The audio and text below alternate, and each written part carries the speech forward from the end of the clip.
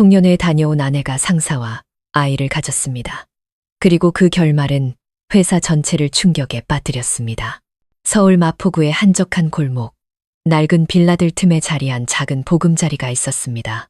그 집은 화려하거나 넓지는 않았지만 젊은 부부의 웃음소리로 늘 따뜻함이 감돌았죠. 남편 민주는 30살의 건설 엔지니어로 서울 곳곳의 크고 작은 건설 현장에서 오랫동안 일해왔습니다. 그는 동네에서 성실하고 마음씨 좋기로 소문이 자자했고 무엇보다 아내를 끔찍이 아꼈습니다. 아내 서아는 이제 막 23살. 맑은 얼굴에 순수한 눈망울을 가진 그녀는 젊고 살림 솜씨도 좋아 시댁의 자랑거리였죠.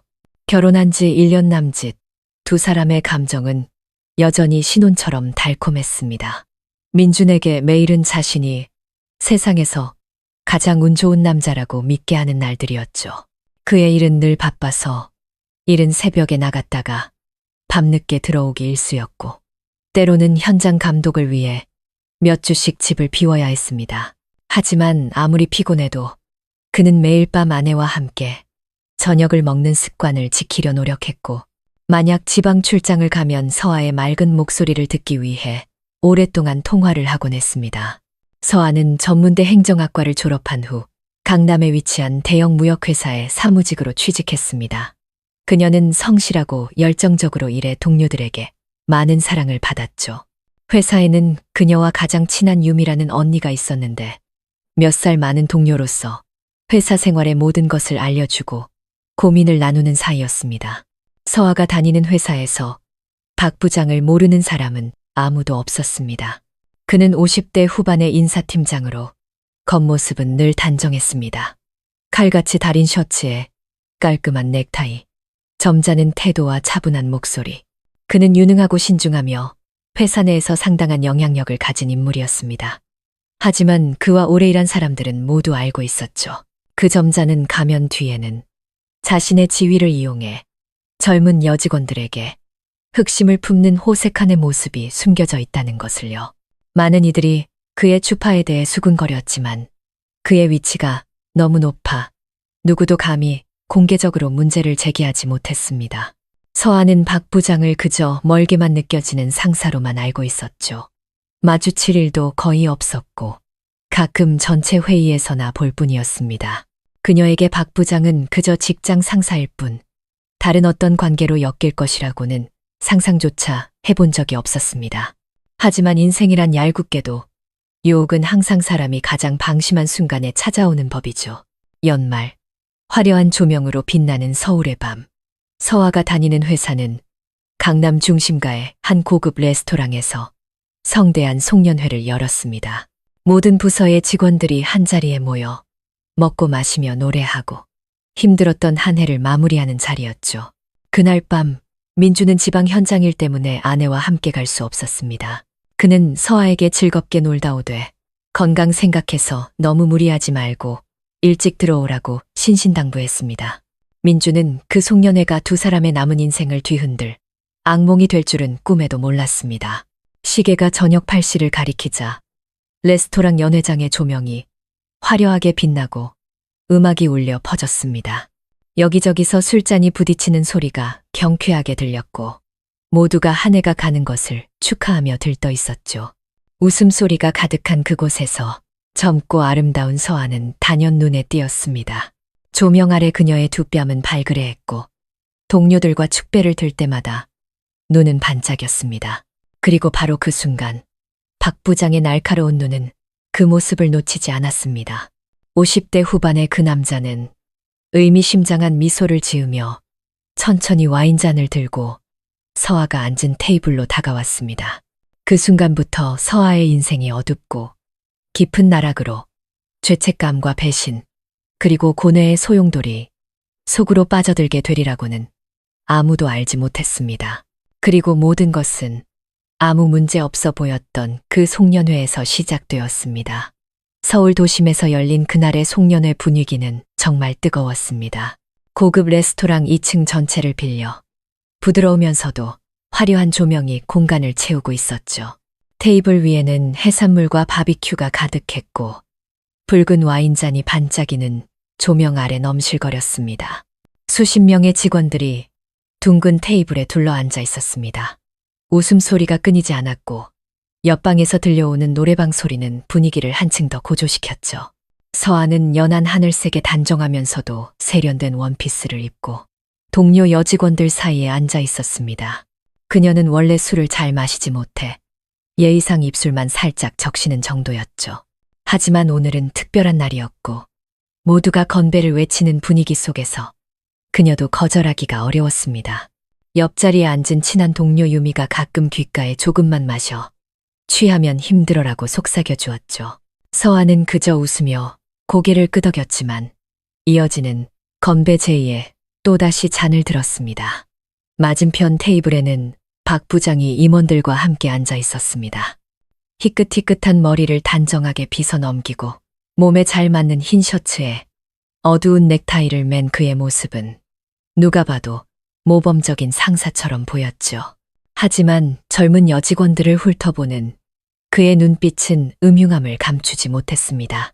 특히 그의 시선은 그 테이블에서 가장 어린 서아에게 유독 오래 머물렀습니다. 밤 9시쯤 분위기가 절정에 달하고 많은 사람들이 취기가 올랐을 때 박 부장이 마이크를 들고 일어섰습니다. 그는 낮고 차분한 목소리로 지난 한 해의 노고를 이야기하고 직원들을 칭찬하며 특히 행정팀, 여직원들의 보이지 않는 기여를 잊지 않고 언급했습니다. 모두가 열렬히 박수를 쳤죠. 연설이 끝난 후 그는 직접 테이블을 돌며 축배를 들었습니다. 서아의 테이블에 와서는 유독 오래 머물렀고 그녀를 뚫어지게 쳐다보는 시선에 서아는 조금 당황했습니다. 그는 농담 반 진담 반으로 말했죠. 서아 씨, 오늘 정말 예쁘네. 어쩐지 이 테이블에 웃음꽃이 피더라니. 자, 새해에도 모든 일이 잘 풀리라고 부장님이랑 한잔해야지. 서아는 어쩔 줄 몰라 하며 잔을 들었습니다. 독한 술이 목구멍을 태웠고 얼굴이 확 달아올랐죠. 테이블의 동료들은 모두 웃기만 할 뿐 박 부장의 이상한 눈빛을 아무도 눈치채지 못했습니다.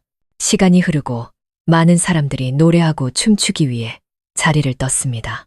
서아는 어지러움을 느끼며 의자의 등을 기댔습니다. 마침 유미는 전화를 받으러 잠시 자리를 비웠죠. 바로 그 순간 박 부장이 다가와 의자 등받이에 손을 얹고 나지막이 속삭였습니다. 많이 피곤해 보이는데 바람 좀 쐬러 나갈까? 내가 데려다 줄게. 서아는 거절하려 했지만 술 기운에 머리가 핑 돌고 온몸에 힘이 빠졌습니다. 박 부장은 더 묻지 않고 부드럽게 그녀의 팔을 부축해 일으켰습니다.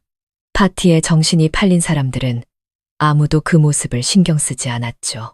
레스토랑 복도는 환했지만 사람은 없었습니다. 박 부장은 서아를 천천히 부축하며 달콤한 말을 건넸습니다. 서아 씨는 아직 젊어서 미래가 창창해. 회사에서 내가 얼마나 아끼는지 알지. 열심히만 하면 내가 팍팍 밀어줄게. 서아는 그 말이 귀에 들어오지 않았습니다. 그저 점잖게 웃는 그 남자의 손이 자신의 팔을 점점 더 꽉 쥐는 것을 느꼈죠. 그녀는 살짝 몸을 빼려 했지만 저항할 힘이 없었습니다. 박 부장은 노래방 시설 옆 작은 방 앞에서 멈춰서더니 조용히 문을 열고 그녀를 안으로 이끌었습니다. 방 안은 조명이 어둑했고 술 냄새와 짙은 남자 향수 냄새가 섞여 풍겼습니다. 서아는 순간 정신이 번쩍 들며 무언가 잘못됐다는 것을 깨달았습니다. 그녀가 더듬거리며 말했죠. 저 이제 가봐야 해요. 남편이 일찍 오라고 해서. 박 부장은 나지막이 웃었습니다. 그 웃음은 달래는 것 같기도 강요하는 것 같기도 했죠. 남편은 여기 없잖아. 서아 씨가 얼마나 예쁜지 알아? 이렇게 순진하면 나쁜 놈들한테 속기 십상이야. 하지만 걱정 마. 내가 다 알아서 해줄 테니. 그 말에 서아의 심장이 미친 듯이 뛰기 시작했습니다.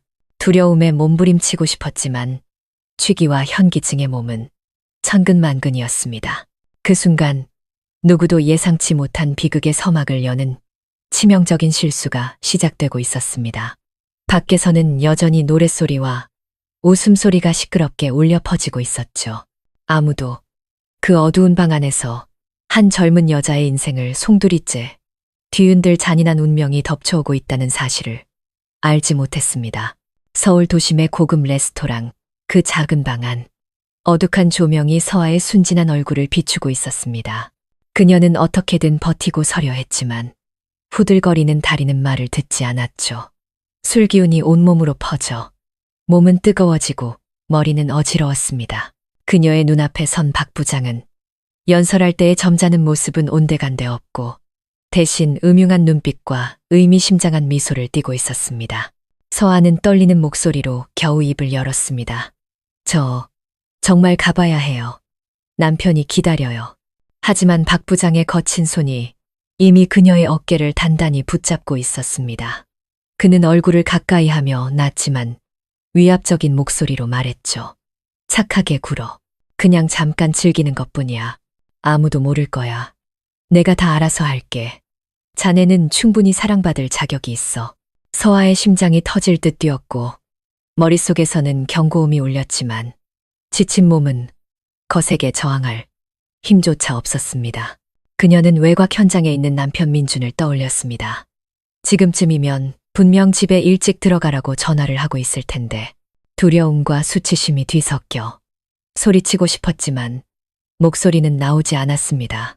그 순간 서아의 마음속에서 격렬한 갈등이 일어났습니다. 한쪽은 아내로서의 도리와 그녀가 늘 지켜온 순결, 다른 한쪽은 권력을 가진 남자의 압박과 스스로를 통제할 수 없는 취기. 모든 것이 그녀를 보이지 않는 덫으로 조금씩 올가매고 있었습니다. 박 부장은 서두르지 않았습니다. 그는 이런 일에 익숙한 사람처럼 능숙하게 와인 한 잔을 더 따라 그녀의 손에 쥐어주었죠. 이거 마시면 잠도 잘 올 거야. 부장성이라고 생각하고 한 잔만 더 해. 서아는 떨리는 손으로 잔을 내려놓았습니다. 눈물이 터져 나올 것 같았죠. 그녀가 애원했습니다. 이러지 마세요. 제발, 나가게 해주세요. 하지만 그 말은 허공으로 흩어졌습니다. 남자는 점점 더 가까이 다가왔고 짙은 향수 냄새에 숨이 막힐 지경이었습니다. 그리고 희미해지는 의식 속에서 마지막 이성의 끈이 끊어지고 말았습니다. 운명을 가른 실수는 바로 그 송년회 밤에 일어났고 서아의 영혼에 결코 지워지지 않을 상처를 남겼습니다. 밖에서는 노래방 음악이 여전히 시끄럽게 울려 퍼지고 있었습니다. 그녀의 동료들은 웃고 떠들며 술잔을 부딪히고 있었죠. 아무도 이 어두운 방에서 한 젊은 여자가 인생에서 가장 소중한 것을 잃어가고 있다는 사실을 알지 못했습니다. 모든 것이 끝난 후 서아는 멍하니 앉아 있었습니다. 눈가는 붉게 충혈되어 있었죠. 박 부장은 아무 일 없었다는 듯 넥타이를 바로잡고는 심지어 그녀의 어깨를 툭 치며 타이르듯 혹은 명령하듯 말했습니다. 이 일은 아무도 알아선 안 돼. 알겠어? 걱정 마. 내가 자네 곤란하게 만들 일은 없을 테니 그냥 없었던 일로 생각하라고. 서아는 고개를 푹 숙인 채 아무 말도 할 수 없었습니다. 눈물이 뺨을 타고 흘러내려 아직 입술에 남아있는 술의 향기와 뒤섞였습니다. 치욕스럽고 수치스럽고 두려웠습니다. 하지만 그녀 역시 이 일이 알려지면 자신의 명예뿐만 아니라 민준과의 작은 가정도 산산조각 날 것이라는 것을 잘 알고 있었습니다. 다시 연회장으로 돌아왔을 때 파티는 거의 끝나가고 있었습니다. 많은 동료들이 취해 있었고 어떤 이들은 시끄럽게 웃고 어떤 이들은 짐을 챙기고 있었죠. 그녀는 주위를 둘러보며 친한 동료 유미를 찾았습니다. 그리고는 애써 웃는 척하며 속이 안 좋아서 잠시 밖에 나가 바람 좀 쐬고 왔다고 거짓말을 했습니다. 유미는 아무 의심 없이 고개를 저으며 말했죠. 그러게 내가 조금만 마시라고 했잖아. 그래도 별일 없어서 다행이다. 서아는 억지로 미소를 지으며 가방을 챙겨 서둘러 밖으로 나왔습니다. 늦은 밤, 서울의 거리는 여전히 붐비는 차들과 화려한 불빛으로 가득했지만 서아의 마음속은 그 밀폐된 방처럼 어둡고 답답했습니다. 마포구의 작은 빌라에 도착한 그녀는 소파에 주저앉아 얼굴을 감싸고 서럽게 울었습니다. 그때 현장에 있던 민준에게서 전화가 걸려왔습니다. 그의 목소리는 걱정으로 가득했죠. 자기야, 집에 들어왔어. 재밌었어. 너무 많이 마시지 마. 피곤하잖아. 서아는 눈물을 닦고 목소리에 억지로 웃음기를 담아 대답했습니다. 네, 오빠. 엄청 재밌었어요. 저 이제 막 들어왔어요. 오빠도 몸 조심하세요. 전화를 끊고 그녀는 핸드폰 화면을 멍하니 바라보았습니다.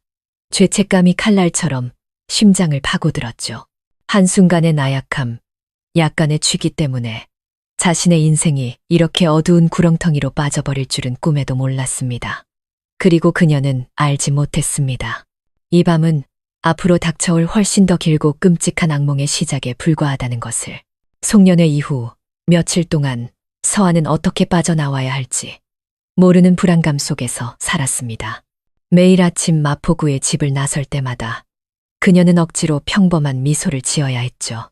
하지만 마음속은 숨이 막힐 듯 답답했고 언제나 누가 자신의 이상한 점을 눈치챌까봐 두려움에 떨었습니다. 회사에서는 모든 것이 평소와 다름없이 흘러갔습니다. 보고서, 회의, 자잘한 행정 업무들, 아무것도 변한 것은 없었죠. 하지만 회의실 저편에서 박 부장과 눈이라도 마주칠 때면 서아는 소스라치게 놀라며 심장이 내려앉았습니다. 박 부장은 여전히 점잖은 태도를 유지하며 차분하게 말하고 웃었지만 그의 눈빛 속에서 그녀는 차가운 경고를 읽을 수 있었습니다. 잊지 마. 넌 나에게 비밀을 빚졌어. 그럴 때마다 서아는 손이 떨리는 것을 느꼈습니다. 소리치고 싶고 회사를 그만두고 싶었지만 지방 현장에서 자신을 위해 고생하는 민준을 생각하면 목이 메어왔죠. 갑자기 회사를 그만두면 민준이 분명 의심할 것이고 만약 사실이 밝혀지면 그녀는 사랑, 가정, 그리고 명예까지 모든 것을 잃게 될 테니까요. 집으로 돌아오면 상황은 더욱 괴로웠습니다. 아내를 끔찍이 사랑하는 민준은 아무것도 눈치채지 못했죠. 매일 저녁 퇴근길에 시장에 들러 생선이나 고기를 사와 두 사람을 위한 저녁을 차렸습니다. 그는 늘 온화하게 웃으며 맛있는 반찬을 아내에게 밀어주고 자신은 대충 먹곤 했습니다. 어느 날은 집 근처 빵집에 들러 작은 케이크를 사오기도 했습니다. 연말 분위기라도 내자면서요. 그런 소박한 행동들이 서아를 감동시키는 동시에 고통스럽게 만들었습니다. 그녀는 저녁 식사 후 묵묵히 설거지를 하는 남편의 뒷모습을 보며 마음속이 수천 개의 바늘로 찔리는 듯한 아픔을 느꼈습니다. 나는 남편을 배신했어. 내가 이 사랑을 받을 자격이 있을까? 그녀는 스스로에게 물었고 어느새 눈물이 흘러내렸습니다. 민주는 영문을 몰랐습니다. 그저 아내가 요즘 들어 부쩍 눈물이 많아졌다고만 생각했죠. 그는 아내 곁에 앉아 눈물을 닦아주며 걱정스럽게 물었습니다. 자기 왜 그래? 회사에서 힘든 일 있어? 누가 괴롭혀? 나한테 말해. 내가 당신 힘들게 두지 않을게. 서아는 세차게 고개를 저으며 남편을 힘껏 껴안았습니다. 그녀는 민준의 맑은 눈을 마주볼 용기가 없었습니다. 단 한순간이라도 눈을 마주치면 그가 자신의 마음속에 담긴 죄를 모두 읽어버릴 것만 같았죠. 밤이 깊은 작은 집, 천장 선풍기가 윙윙 돌아가는 소리만이 들려왔습니다. 힘든 하루 일과를 마친 민주는 깊이 잠들었지만 서아는 그의 곁에 누워 잠 못 이루고 뒤척였습니다. 그날 밤 파티의 기억이 자꾸만 떠올랐습니다. 박 부장의 늙은 눈빛, 거친 손길, 숨막히던 방안. 모든 것이 악몽처럼 그녀를 짓눌렀죠. 그녀는 벌떡 일어나 소리 없이 얼굴을 감싸고 흐느꼈습니다. 그 후로도 죄책감은 날이 갈수록 커져만 갔습니다. 민준이 현장에서 안부를 묻는 다정한 목소리로 전화를 걸어올 때마다 그녀의 가슴은 아파왔습니다. 회사에서는 친한 동료 유미가 가끔 농담처럼 말했죠. 박 부장님이 요즘 너한테 유독 관심이 많으신 것 같아. 그럴 때마다 서아는 화들짝 놀라며 애써 부인하고 억지 웃음으로 상황을 넘겼습니다. 하지만 유미의 눈빛은 무언가 의심하는 듯 보였습니다. 어느덧 설날이 다가왔습니다. 서울 거리는 화려한 깃발과 꽃으로 장식되었고 사람들은 분주하게 설 준비를 하고 있었죠. 모두가 새해를 맞이할 생각에 들떠 있는 동안 서아의 마음은 텅 빈 것처럼 공허했습니다. 그녀는 어떻게 자신을 마주해야 할지, 남편을 어떻게 대해야 할지 알 수 없었습니다. 연말의 어느 저녁, 민준이 아내와 함께 청계천을 산책하던 중이었습니다. 즐겁게 사진을 찍는 사람들 사이에서 그는 서아의 손을 꼭 잡고 환하게 웃으며 말했죠. 새해에는 우리 부부에게 예쁜 아기 천사가 찾아왔으면 좋겠어. 그럼 우리 집이 훨씬 더 따뜻해질 텐데. 서아는 그 자리에 얼어붙었습니다. 순수하고 사랑이 가득 담긴 그 말이 마치 비수처럼 그녀의 마음에 깊이 박혔습니다. 그녀는 이제 진짜 비극이 코앞으로 다가왔음을 직감했습니다. 길었던 설 연휴가 끝나고 서울은 다시 분주한 일상으로 돌아왔습니다. 아침의 교통체증, 밤을 밝히는 고층 빌딩의 불빛, 도시 전체가 잠들지 않는 소음으로 가득했죠. 그 바쁜 흐름 속에서 서아는 그 어느 때보다 무거운 마음으로 새해를 시작했습니다. 어느 날 아침, 출근 준비를 하던 그녀는 몸의 이상을 느꼈습니다. 갑작스러운 메스꺼움에 급히 화장실로 달려가야 했죠. 처음에는 명절 음식을 잘못 먹었나 싶었지만 사흘째 같은 증상이 반복되고 피로감과 식욕 부진까지 겹치자 그녀는 불안해지기 시작했습니다. 머릿속에 스친 한 가지 생각에 다리에 힘이 풀렸습니다. 혹시 임신? 그날 하루 종일 서아는 회사에 앉아 있었지만 마음은 콩밭에 가 있었습니다. 이따금씩 스쳐 지나가는 박 부장의 시선에 소름이 돋았죠. 생각할수록 공포심이 밀려왔습니다. 퇴근 후 그녀는 곧장 집으로 가지 않고 약국에 들러 떨리는 손으로 임신 테스트기 몇 개를 샀습니다. 작은 약 봉투를 손에 쥐고 걷는 그녀의 발걸음은 천근만근 무거웠습니다. 그날 밤 민준이 아직 현장에서 돌아오지 않은 틈을 타 서아는 혼자 용기를 내어 테스트기를 사용했습니다. 선명하게 나타난 두 줄. 그녀의 심장이 멎는 듯했고 눈앞이 캄캄해졌습니다. 그녀는 차가운 타일 바닥에 주저앉아 눈물을 펑펑 쏟았습니다. 돌이킬 수 없는 실수를 저질렀다는 사실과 함께 밤낮으로 아이를 기다려온 민준에 대한 죄책감이 몇 배로 그녀를 짓눌렀습니다. 바로 그때 전화벨이 울렸습니다. 민준이었습니다. 그는 해맑고 기쁜 목소리로 말했죠. 여보, 나 오늘 좀 늦게 들어가. 대신 내일은 하루 종일 쉴 수 있어. 당신 데리고 종합검진 한번 받아보려고. 요즘 계속 피곤해하는데 혹시 알아? 좋은 소식이 있을지. 서아는 흐느낌을 참기 위해 입술을 깨물었습니다. 그녀는 떨리는 목소리로 겨우 대답했죠. 네, 그럼 내일 가요. 다음 날 아침, 약속대로 민주는 아내를 데리고 강남의 한 대형 산부인과를 찾았습니다. 결과는 예상대로였습니다. 서아는 임신 6주 차에 접어들고 있었죠. 의사는 웃으며 축하를 건넸고 민주는 세상을 다 가진 듯 환하게 웃었습니다. 그는 아내의 손을 꼭 잡고 기쁨으로 반짝이는 눈으로 말했죠. 정말 잘 됐다. 이날을 얼마나 기다렸는데. 고마워, 내 사랑. 서아는 억지로 미소를 지었지만 속은 누가 쥐어짜는 듯 아팠습니다. 그녀는 이 아이가 민준과의 사랑의 결실이 아니라는 것을 알았지만 남편의 빛나는 눈빛을 보며 차마 사실을 말할 용기가 나지 않았습니다. 거짓말이 목구멍까지 차올랐지만 그녀는 그저 침묵할 수밖에 없었습니다. 그날 이후 민주는 완전히 달라졌습니다. 그는 아내를 극진히 보살폈죠. 늦게 퇴근하는 날에도 과일과 우유를 잊지 않고 사왔고 쉬는 날에는 직접 닭죽을 쑤어 아내에게 먹였습니다. 아내가 편히 잘 수 있도록 베개를 더 받쳐주고 가끔 그녀의 이마에 가볍게 입을 맞추며 속삭였습니다. 우리 아기가 곧 태어날 거야. 몸조리 잘해야 해. 내가 엄마랑 아기를 위해서 뭐든지 할게. 민준의 모든 말은 서아에게 행복 대신 더 큰 고통을 안겨주었습니다. 그녀는 모순의 소용돌이 속에서 살았습니다.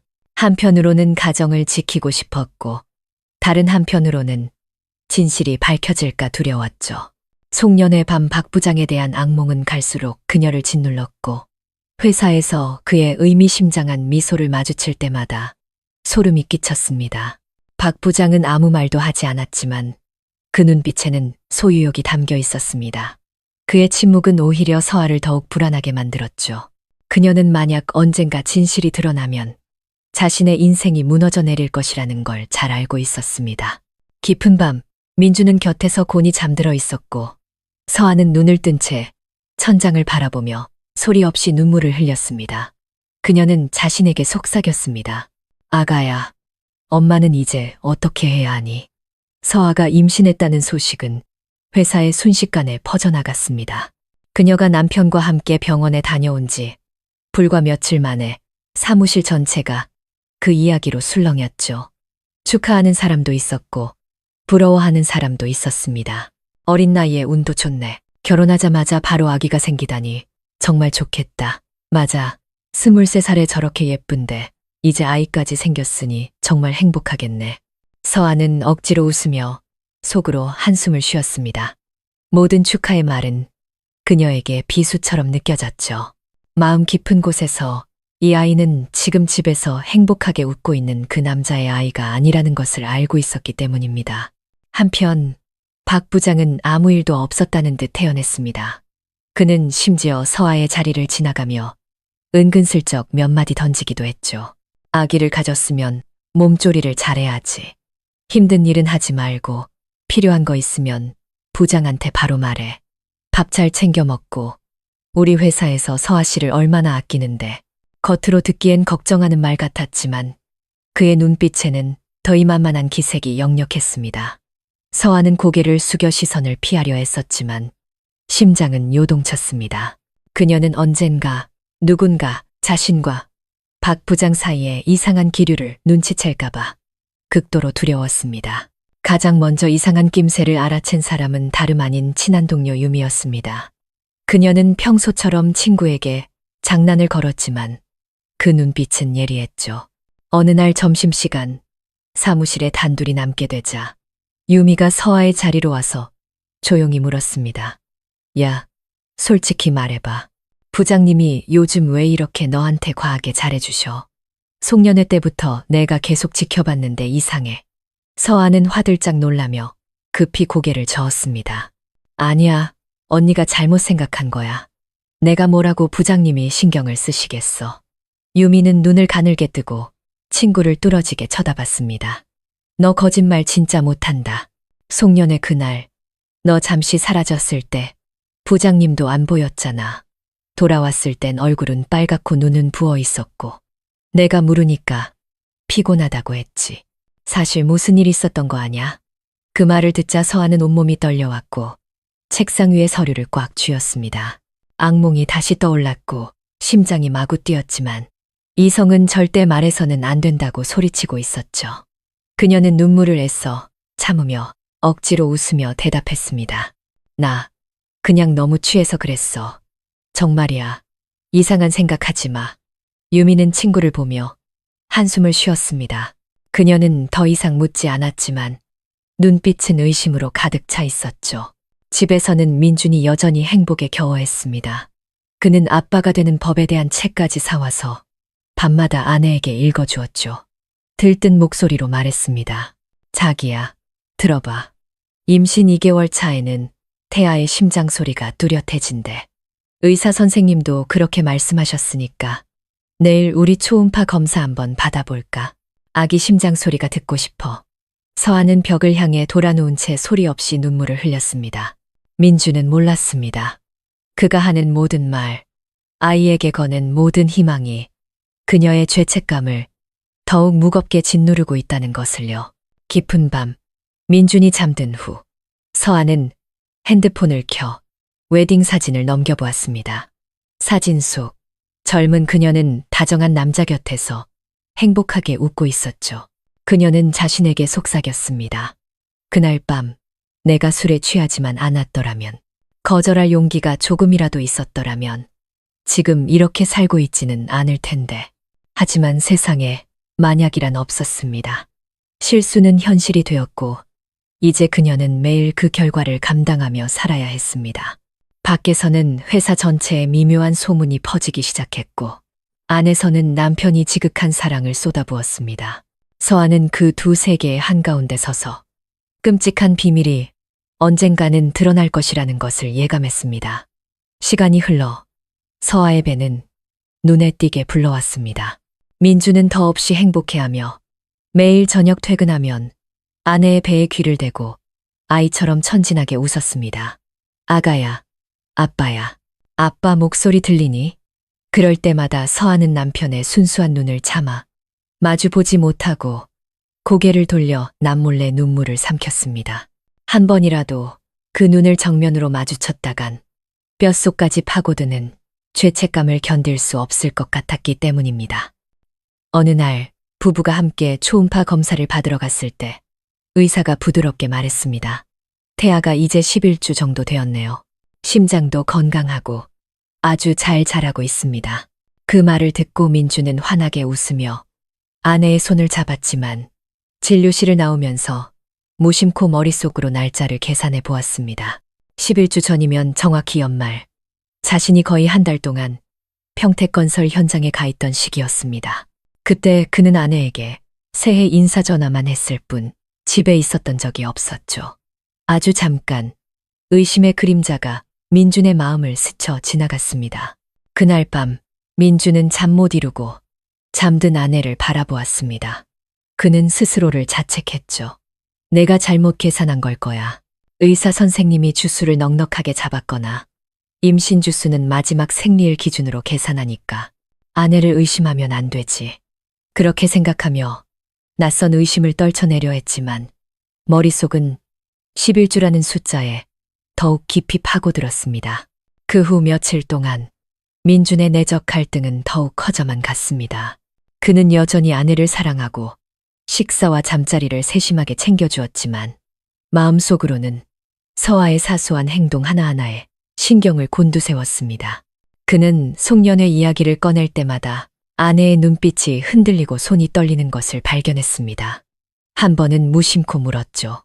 그때 회사 송년회 재밌었어? 누가 데려다 줬어? 서아는 화들짝 놀라며 더듬거렸습니다. 네, 유미 언니랑 같이 있다가 택시 타고 혼자 왔어요. 대답은 자연스러웠지만 민주는 무언가 석연치 않음을 느꼈습니다. 그날 밤 아내에게 꽤 늦게 전화를 걸었을 때 그녀는 이미 집에 와 있다고 말했습니다. 하지만 지금 아내의 목소리는 무언가를 숨기는 듯 불안해 보였죠. 또 다른 날 저녁, 옷장을 정리하던 민주는 아내의 서랍 속에서 작은 봉투 하나를 우연히 발견했습니다. 안에는 회사 로고가 찍힌 연하장과 함께 익숙한 필체의 글씨가 적혀 있었죠. 새해 복 많이 받고 항상 건강 조심해요. 피. 민주는 미간을 찌푸렸습니다. 피. 회사에서 누가 이렇게 이니셜로 서명을 하지? 불안감은 점점 커져만 갔습니다. 그 무렵 회사에서는 소문이 더욱 무성해졌습니다. 박 부장이 요즘 부쩍 행정팀에 자주 내려와 안부를 묻고 심지어 직접 다른 직원에게 서아에게 가벼운 일만 주라고 지시한다는 말도 들렸습니다.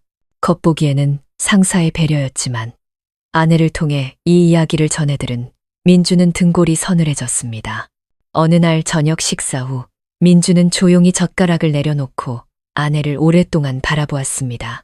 서아는 당황하며 남편의 시선을 피했죠. 그가 천천히 물었습니다. 나한테 숨기는 거 있어? 서아는 심장이 철렁 내려앉는 것을 느끼며 황급히 고개를 저었습니다. 아니요, 그럴 리가요. 왜 그런 걸 물어요? 민주는 한숨을 쉬며 더 이상 묻지 않았습니다. 아내를 불안하게 만들고 싶지 않았지만 그 순간부터 그의 마음속에는 한 가지 결심이 싹 텄습니다. 반드시 밝혀내야 해. 아무리 고통스럽더라도 진실은 드러나야만 했습니다. 그날 밤 민주는 뒤척이며 잠 못 이루고 그동안의 믿음의 시간들을 떠올렸습니다. 그는 서아가 착하고 정숙한 아내라고 굳게 믿어왔지만 임신 주수와 자신의 출장 기간이 맞지 않는다는 사실은 지울 수 없는 얼룩처럼 남았습니다. 그는 이전에는 감히 상상조차 하지 못했던 것들을 생각하기 시작했습니다. 그리고 마포구의 작은 집, 깊은 정적 속에서 민주는 조용히 눈을 감았습니다. 한 줄기 눈물이 뺨을 타고 흐르며 곧 닥쳐올 폭풍우를 예고하고 있었습니다. 의심이 싹트기 시작한 그날 밤 이후 민주는 상반된 두 가지 모습으로 살았습니다. 아내 앞에서는 아무 일도 없다는 듯 여전히 다정하고 자상한 남편의 모습을 유지했죠. 하지만 마음속으로는 서아의 작은 행동, 눈빛, 말투 하나하나를 조용히 관찰했습니다. 어느 월요일 아침, 민주는 일부러 아내를 회사까지 데려다주고 현장으로 향했습니다. 강남의 고층 빌딩 앞에 차를 세운 뒤 그는 아내에게 먼저 내리라고 했죠. 그는 잠시 차에 남아 전화를 받는 척하며 서아의 발걸음을 눈으로 좇았습니다. 바로 그때 로비에서 박 부장이 자신의 차에서 내리는 것을 보았습니다. 두 사람은 그저 스쳐 지나갔을 뿐 아무 말도 하지 않았지만 민주는 아내가 즉시 고개를 숙이고 더 빠른 걸음으로 안으로 들어가는 것을 똑똑히 보았습니다. 그 순간 민준의 심장이 쿵 내려앉았습니다. 그 후 며칠 동안 민주는 건물 경비원이나 안내 데스크 직원 등 안면이 있는 사람들에게 슬쩍 안부를 물었습니다. 그는 교묘하게 이야기를 유도했고 그들로부터 이상한 점 몇 가지를 듣게 되었죠. 박 부장이 요즘 자주 늦게까지 남아 있으며 가끔 서아 씨와 함께 있는 모습이 보였다는 것이었습니다. 소문은 퍼지고 있었지만 해고가 두려워 누구도 공개적으로 말하지는 못했습니다. 마포구의 작은 집에서 서아는 눈에 띄게 말이 줄고 웃음을 잃었습니다. 임신으로 인한 피로를 핑계로 남편과의 대화를 피하곤 했죠. 매일 밤 민준이 육아 서적을 읽으며 태교에 대해 신나게 이야기할 때도 그녀는 건성으로 고개만 끄덕일 뿐이었습니다. 서아의 마음은 불 위에 앉은 듯 초조했습니다. 그녀는 민준이 무언가 의심하기 시작했다는 것을 느꼈죠. 그의 눈빛은 예전처럼 막지 않고 어딘가 불안한 파도가 일렁이고 있었습니다. 한 번은 민준이 그녀를 안심시키려는 듯 조용히 말했습니다. 당신 요즘 스트레스 많이 받는 거 알아. 하지만 부부는 서로 믿어야 해. 무슨 일이든 나한테 말해. 내가 다 감당할 수 있어. 단, 나를 속이지만 말아줘. 그 말에 서아는 온몸이 떨렸습니다. 모든 것을 털어놓고 싶었지만 목이 메어오고 심장이 미친 듯이 뛰었죠. 그녀는 두려웠습니다. 민준을 잃고 모든 것을 잃을까봐. 결국 그녀는 억지 미소를 지으며 남편을 꽉 껴안았고 그 사이 눈물 한 방울이 소리 없이 그의 어깨로 떨어졌습니다. 민주는 더 이상 아무 말도 하지 않았지만 마음속의 결심은 더욱 굳어졌습니다. 그는 증거를 찾아야겠다고 생각했습니다. 막연한 의심만으로는 안 됐죠. 명확한 진실이 필요했습니다. 어느 날 오후 민주는 아내의 친한 동료인 유미에게 연락했습니다. 그는 아내가 회사에서 어떻게 지내는지 걱정된다는 핑계로 조심스럽게 이야기를 꺼냈죠. 유미는 잠시 머뭇거리더니 한숨을 쉬며 말했습니다. 민준 씨, 제가 확신할 수는 없지만 솔직히 요즘 박 부장님이 서아한테 이상할 정도로 잘해줘요. 송년회 이후로 그 사람이 서아를 보는 눈빛이 정상이 아니에요. 서아한테 물어봐도 자꾸 피하기만 하고. 그 말을 듣는 순간 민준의 속은 불타는 듯 했습니다. 그는 유미를 탓하지 않았습니다. 오히려 솔직하게 말해준 것에 감사했죠. 그는 조용히 말했습니다. 고마워요, 유미 씨. 이 얘기는 아내에게 하지 말아주세요. 제가 직접 알아보고 싶습니다. 그날 밤 민주는 잠을 이룰 수 없었습니다. 그는 침대에서 몸을 뒤척이며 곁에서 잠든 아내를 바라보았습니다. 희미한 무드등 아래 서아의 얼굴은 세상의 때가 묻지 않은 듯 평온해 보였죠. 하지만 민준에게 그 모습은 이제 너무나 익숙하면서도 낯설게 느껴졌습니다. 그는 그녀를 사랑했지만 의심은 이미 그의 마음에 큰 구멍을 뚫어 놓았습니다. 다음 날 아침 그는 현장에 급한 일이 생겼다는 핑계를 대고 아내를 미행하기로 했습니다. 서아가 회사 건물로 들어가는 것을 길 건너편 카페에서 지켜보았죠. 2시간이 지난 후 박 부장이 건물 밖으로 나오는 것이 보였습니다. 그리고 몇 분 뒤 서아도 어색한 표정으로 뒤따라 나왔습니다. 두 사람은 나란히 걷지는 않았지만 그 거리는 민준의 숨을 멎게 할 만큼 가까웠습니다. 그는 이제 확신했습니다. 무언가 있었고 지금도 진행 중이라는 것을. 다만 아직 드러나지 않았을 뿐. 그 순간부터 민주는 스스로에게 맹세했습니다. 아무리 고통스럽더라도 반드시 진실을 밝혀내고야 말겠다고. 과연 그 아이가 정말 자신의 핏줄이 맞는지 알아야만 했습니다. 몰래 아내를 미행한 그날 이후 민준의 마음은 더 이상 평온하지 않았습니다. 그는 아내 앞에서 애써 미소를 지으며 여전히 규칙적으로 현장에 나가고 장을 보고 밥을 지었습니다. 하지만 머릿속에서는 이 아이가 정말 내 아이일까? 라는 질문이 칼날처럼 계속 맴돌았죠. 아내가 피곤하다고 할 때마다 그는 스스로에게 물었습니다. 만약 내 아이가 아니라면 내가 과연 이 여자를 계속 사랑할 수 있을까? 서아의 상황도 나을 게 없었습니다. 배는 점점 불러왔고 친구, 동료, 친척들로부터 수많은 축하 인사를 받았죠. 하지만 그 모든 축하의 말은 그녀에게 마치 심판의 선고처럼 들렸습니다. 그녀는 자신을 위해 정성껏 닭죽을 끓이고 작은 살코기 하나하나 발라주는 민준을 보았습니다. 그의 눈에는 곧 아빠가 될 남자의 기쁨이 서려 있었죠. 서아는 여러 번 울음을 터뜨리고 싶었고 진실을 말하고 싶었지만 목구멍이 타는 듯 막혀 한마디도 할 수 없었습니다.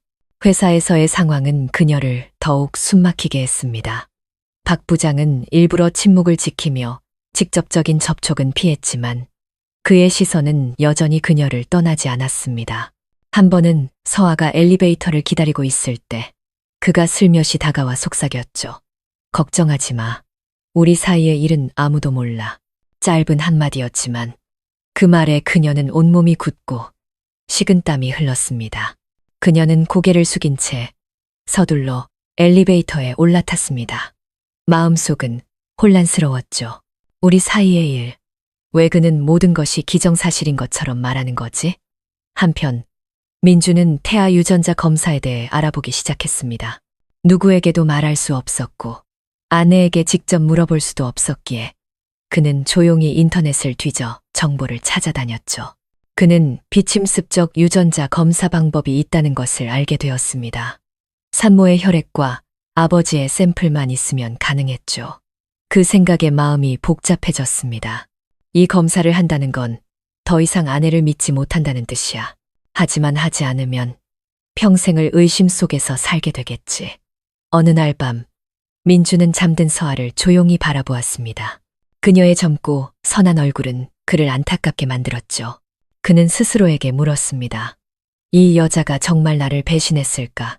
아니면 이 모든 게 나의 오해일까? 하지만 곧 11주라는 임신 주수가 떠오르며 모든 희망을 산산조각 냈습니다.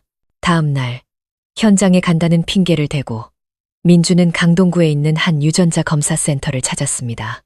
그는 조용히 절차를 묻고 안내문을 받아들었죠. 직원이 상세히 설명하는 동안 그는 마치 누가 볼까 두려운 듯 안내문을 꽉 쥐어 주머니에 쑤셔 넣었습니다.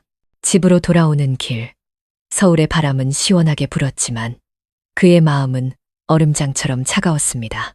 마포구의 집에서 서아는 아무것도 모른 채 행복한 아내 역할을 연기하며 저녁을 준비하고 있었습니다. 하지만 민준이 들어섰을 때 그의 눈빛은 예전처럼 맑지 않았습니다. 그녀는 그에게서 느껴지는 미묘한 거리감을 분명히 감지했죠. 민준은 아내의 어깨에 손을 얹었습니다. 여전히 부드러웠지만 그 마음 깊은 곳에서 그는 이미 어떤 잔인한 진실에도 대비하기 시작했습니다. 그날 밤 도시가 잠든 시간, 민주는 창가에 홀로 앉아 있었습니다. 가로등 불빛이 그의 지친 얼굴을 비추었죠. 그의 눈빛은 슬프고 공허했습니다. 그는 자신에게 속삭였습니다. 해야만 해. 결과가 어떻든 진실을 알아야만 해. 그 순간 민주는 유전자 검사를 진행하기로 결심했습니다. 고통스럽지만 반드시 필요한 결정이었죠. 그는 오직 진실만이 갈기갈기 찢긴 자신의 마음을 해방시켜 줄 수 있다는 것을 알았습니다. 어느 날 아침, 민주는 평소보다 일찍 일어났습니다. 그는 공사 일정을 맞춰야 해서 일찍 현장에 가야 한다고 둘러댔지만 사실 그의 가방 안에는 유전자 검사 센터의 안내문이 들어 있었죠. 그는 샘플로 사용할 자신의 낡은 칫솔도 함께 챙겼습니다. 출근 시간, 서울의 거리는 차들로 꽉 막혀 있었고 경적 소리와 매연 냄새가 진동했습니다. 그 복잡한 인파 속에서 민주는 오토바이를 몰아 강동구의 센터로 향했습니다. 가는 내내 심장이 터질 듯 뛰었고 핸들을 잡은 두 손은 꽉 쥐어져 있었죠. 그는 자신이 이런 상황에 처하게 될 줄은 꿈에도 몰랐습니다. 아내를 의심하며 가족의 핏줄을 확인하기 위해 몰래 샘플을 제출해야 하는 남편이라니 접수 직원은 친절하게 절차를 안내했습니다. 민주는 칫솔과 함께 자신의 머리카락 샘플을 제출했습니다. 직원은 그것을 조심스럽게 봉투에 담아 관리 번호를 적었죠. 그는 결과가 나오는 날짜를 예약하고 센터를 나섰습니다. 모든 것은 순식간에 일어났지만 민준에게 그 순간은 영원처럼 길게 느껴졌습니다. 그는 무거운 마음으로 센터를 나서며 결과를 기대해야 할지 두려워해야 할지 알 수 없었습니다. 한편 집에 있던 서아는 남편이 변했다는 것을 분명히 느끼기 시작했습니다. 그는 여전히 자신을 챙기고 안부를 물었지만 눈빛은 예전처럼 맑지 않았습니다. 그 눈에는 탐색하는 듯한 때로는 차가운 기운이 서려 있었죠. 어느 날 저녁 그녀가 설거지를 하고 있을 때 문득 돌아보니 민준이 말없이 자신을 쳐다보고 있었습니다. 그의 깊은 눈빛에 그녀는 소름이 돋았죠. 그녀는 애써 웃으며 말했습니다. 오빠, 왜 그래요? 무섭게 쳐다보네. 민주는 화들짝 놀라며 다가와 아내의 어깨를 감쌌습니다. 아니야. 그냥 다른 생각 좀 하느라. 신경 쓰지 마. 하지만 그의 미소는 두 사람 사이에 점점 벌어지는 거리를 감추지 못했습니다. 밤이 되자 서아는 남편을 향해 옆으로 누웠습니다. 민주는 등을 돌린 채 자는 듯 고른 숨을 내쉬었지만 사실 그는 깨어 있었습니다. 서아의 마음속에 두려움이 피어올랐습니다. 혹시 오빠가 뭔가 알고 있는 걸까? 죄책감이 족쇄처럼 그녀를 옥죄어 왔습니다. 모든 것을 고백하고 싶었지만 입을 여는 순간 이 작은 행복이 비눗방울처럼 터져버릴까봐 감히 용기를 내지 못했습니다. 결과가 나오는 날이 가까워질수록 민주는 극도로 긴장했습니다. 그는 일에 집중할 수 없었고 머릿속은 온통 곧 받게 될 결과지에 대한 생각뿐이었죠. 심지어 그는 아내의 불러오는 배를 보며 애틋함과 분노를 동시에 느꼈습니다. 아이는 죄가 없기에 안쓰러웠고 만약 진실이 자신이 두려워하는 그대로라면 그것은 자신의 심장에 치명적인 상처가 될 것이기에 분노했습니다. 어느 날 오후 서아의 동료인 유미에게서 갑자기 전화가 걸려왔습니다. 그녀의 목소리는 걱정으로 가득했죠. 민준 씨, 제가 확실하진 않지만 조심하시는 게 좋을 것 같아요. 박 부장님이 요즘 서아한테 너무 과도하게 잘해줘요. 뭔가 있다고 믿고 싶진 않지만 누가 봐도 의심스러워요. 그 말을 듣고 민주는 잠시 말을 잃었습니다. 가슴이 찢어지는 듯 했죠. 그는 짧게 대답했습니다. 고마워요, 유미 씨. 알겠어요. 전화를 끊고 민주는 오랫동안 멍하니 앉아 있었습니다. 흩어져 있던 조각들이 머릿속에서 맞춰지기 시작했습니다. 송년회, 11주의 임신 기간, 아내의 회피하는 눈빛, 박 부장의 미심쩍은 관심, 모든 것이 하나의 어두운 그림을 완성해가고 있었죠. 그는 스스로에게 다짐했습니다. 검사 결과가 모든 것을 말해줄 거야. 아무리 잔인한 진실이라도 나는 마주해야만 해. 그날 밤 서아가 배에 손을 얹고 아이에게 속삭일 때 민주는 그저 조용히 바라볼 뿐이었습니다. 그의 눈에는 사랑이 가득했지만 그 안에는 깊은 고통이 숨겨져 있었죠. 그는 결과지를 손에 쥐었을 때 과연 자신이 저 아이를 계속 내 아이라고 부를 수 있을지 알 수 없었습니다. 약속된 날이 마침내 다가왔습니다. 그날 아침 민주는 아내에게 평택 현장에 일찍 가봐야 한다고 말했지만 사실 그는 오토바이를 몰아 곧장 강동구의 유전자 검사센터로 향했습니다. 가는 내내 심장이 터질 듯했고 핸들을 잡은 손은 떨렸습니다. 결과 수령실은 작고 차가운 조명만이 켜져 있었습니다. 직원이 그에게 봉인된 서류 봉투를 건넸죠. 그는 땀으로 축축한 손으로 봉투를 받아들고 밖으로 나왔습니다. 서울의 뜨거운 햇살 아래 그는 벤치에 주저앉아 조용히 봉투를 뜯었습니다. 선명하게 인쇄된 글자들이 눈앞에 나타났습니다. 친자 관계 불일치. 민주는 그 자리에 얼어붙었습니다. 그 순간 그는 자신의 심장이 산산조각 나는 소리를 똑똑히 들었죠. 세상이 빙글빙글 돌았습니다. 그는 종이를 꽉 쥐었고 눈물의 시야가 흐려졌습니다. 잔인한 진실이 드러났고 이제 더 이상 한 줌의 희망도 남아있지 않았습니다. 서아의 뱃속에 있는 아이, 그가 온 마음을 다해 사랑했던 그 아이는 그의 핏줄이 아니었습니다. 민주는 오랫동안 미동도 없이 앉아 있었습니다. 머릿속에는 수많은 영상이 스쳐 지나갔습니다. 결혼식 날 아내의 해맑은 미소, 두 사람이 함께 준비했던 소박한 저녁 식사들, 임신 소식을 들었을 때 기쁨으로 반짝이던 자신의 눈빛, 모든 것이 느린 필름처럼 지나가다 결국 치명적인 칼날로 끝을 맺었습니다. 그날 오후 민주는 헬쑥한 얼굴로 집에 돌아왔습니다. 서아는 부엌에서 저녁을 준비하다가 그를 보고 환하게 웃었죠. 오빠, 왔어요?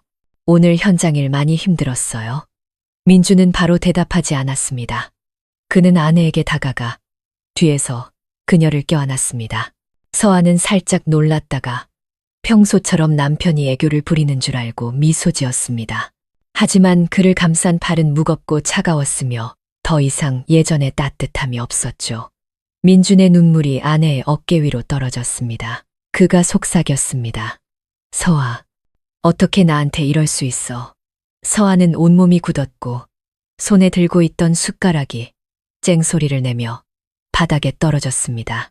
그녀가 돌아보자 남편의 붉게 충혈된 눈과 그의 손에 쥐어진 접힌 종이가 보였죠. 그녀의 얼굴이 새하얗게 질렸습니다. 모든 것이 끝났다는 것을 직감했죠. 오빠, 알고 있었어요?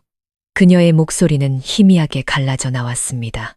민주는 소리치거나 화내지 않았습니다. 그저 감당할 수 없는 고통에 목이 메어 말했죠. 내가 널 얼마나 믿었는지 알아?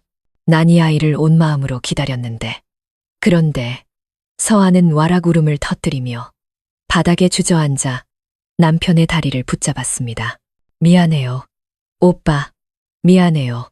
일부러 그런 게 아니었어요. 그날 밤 그녀는 말을 잇지 못했습니다. 송년회의 기억이 되살아나며 치욕감에 숨이 막혔죠. 민주는 말없이 눈물을 흘렸습니다.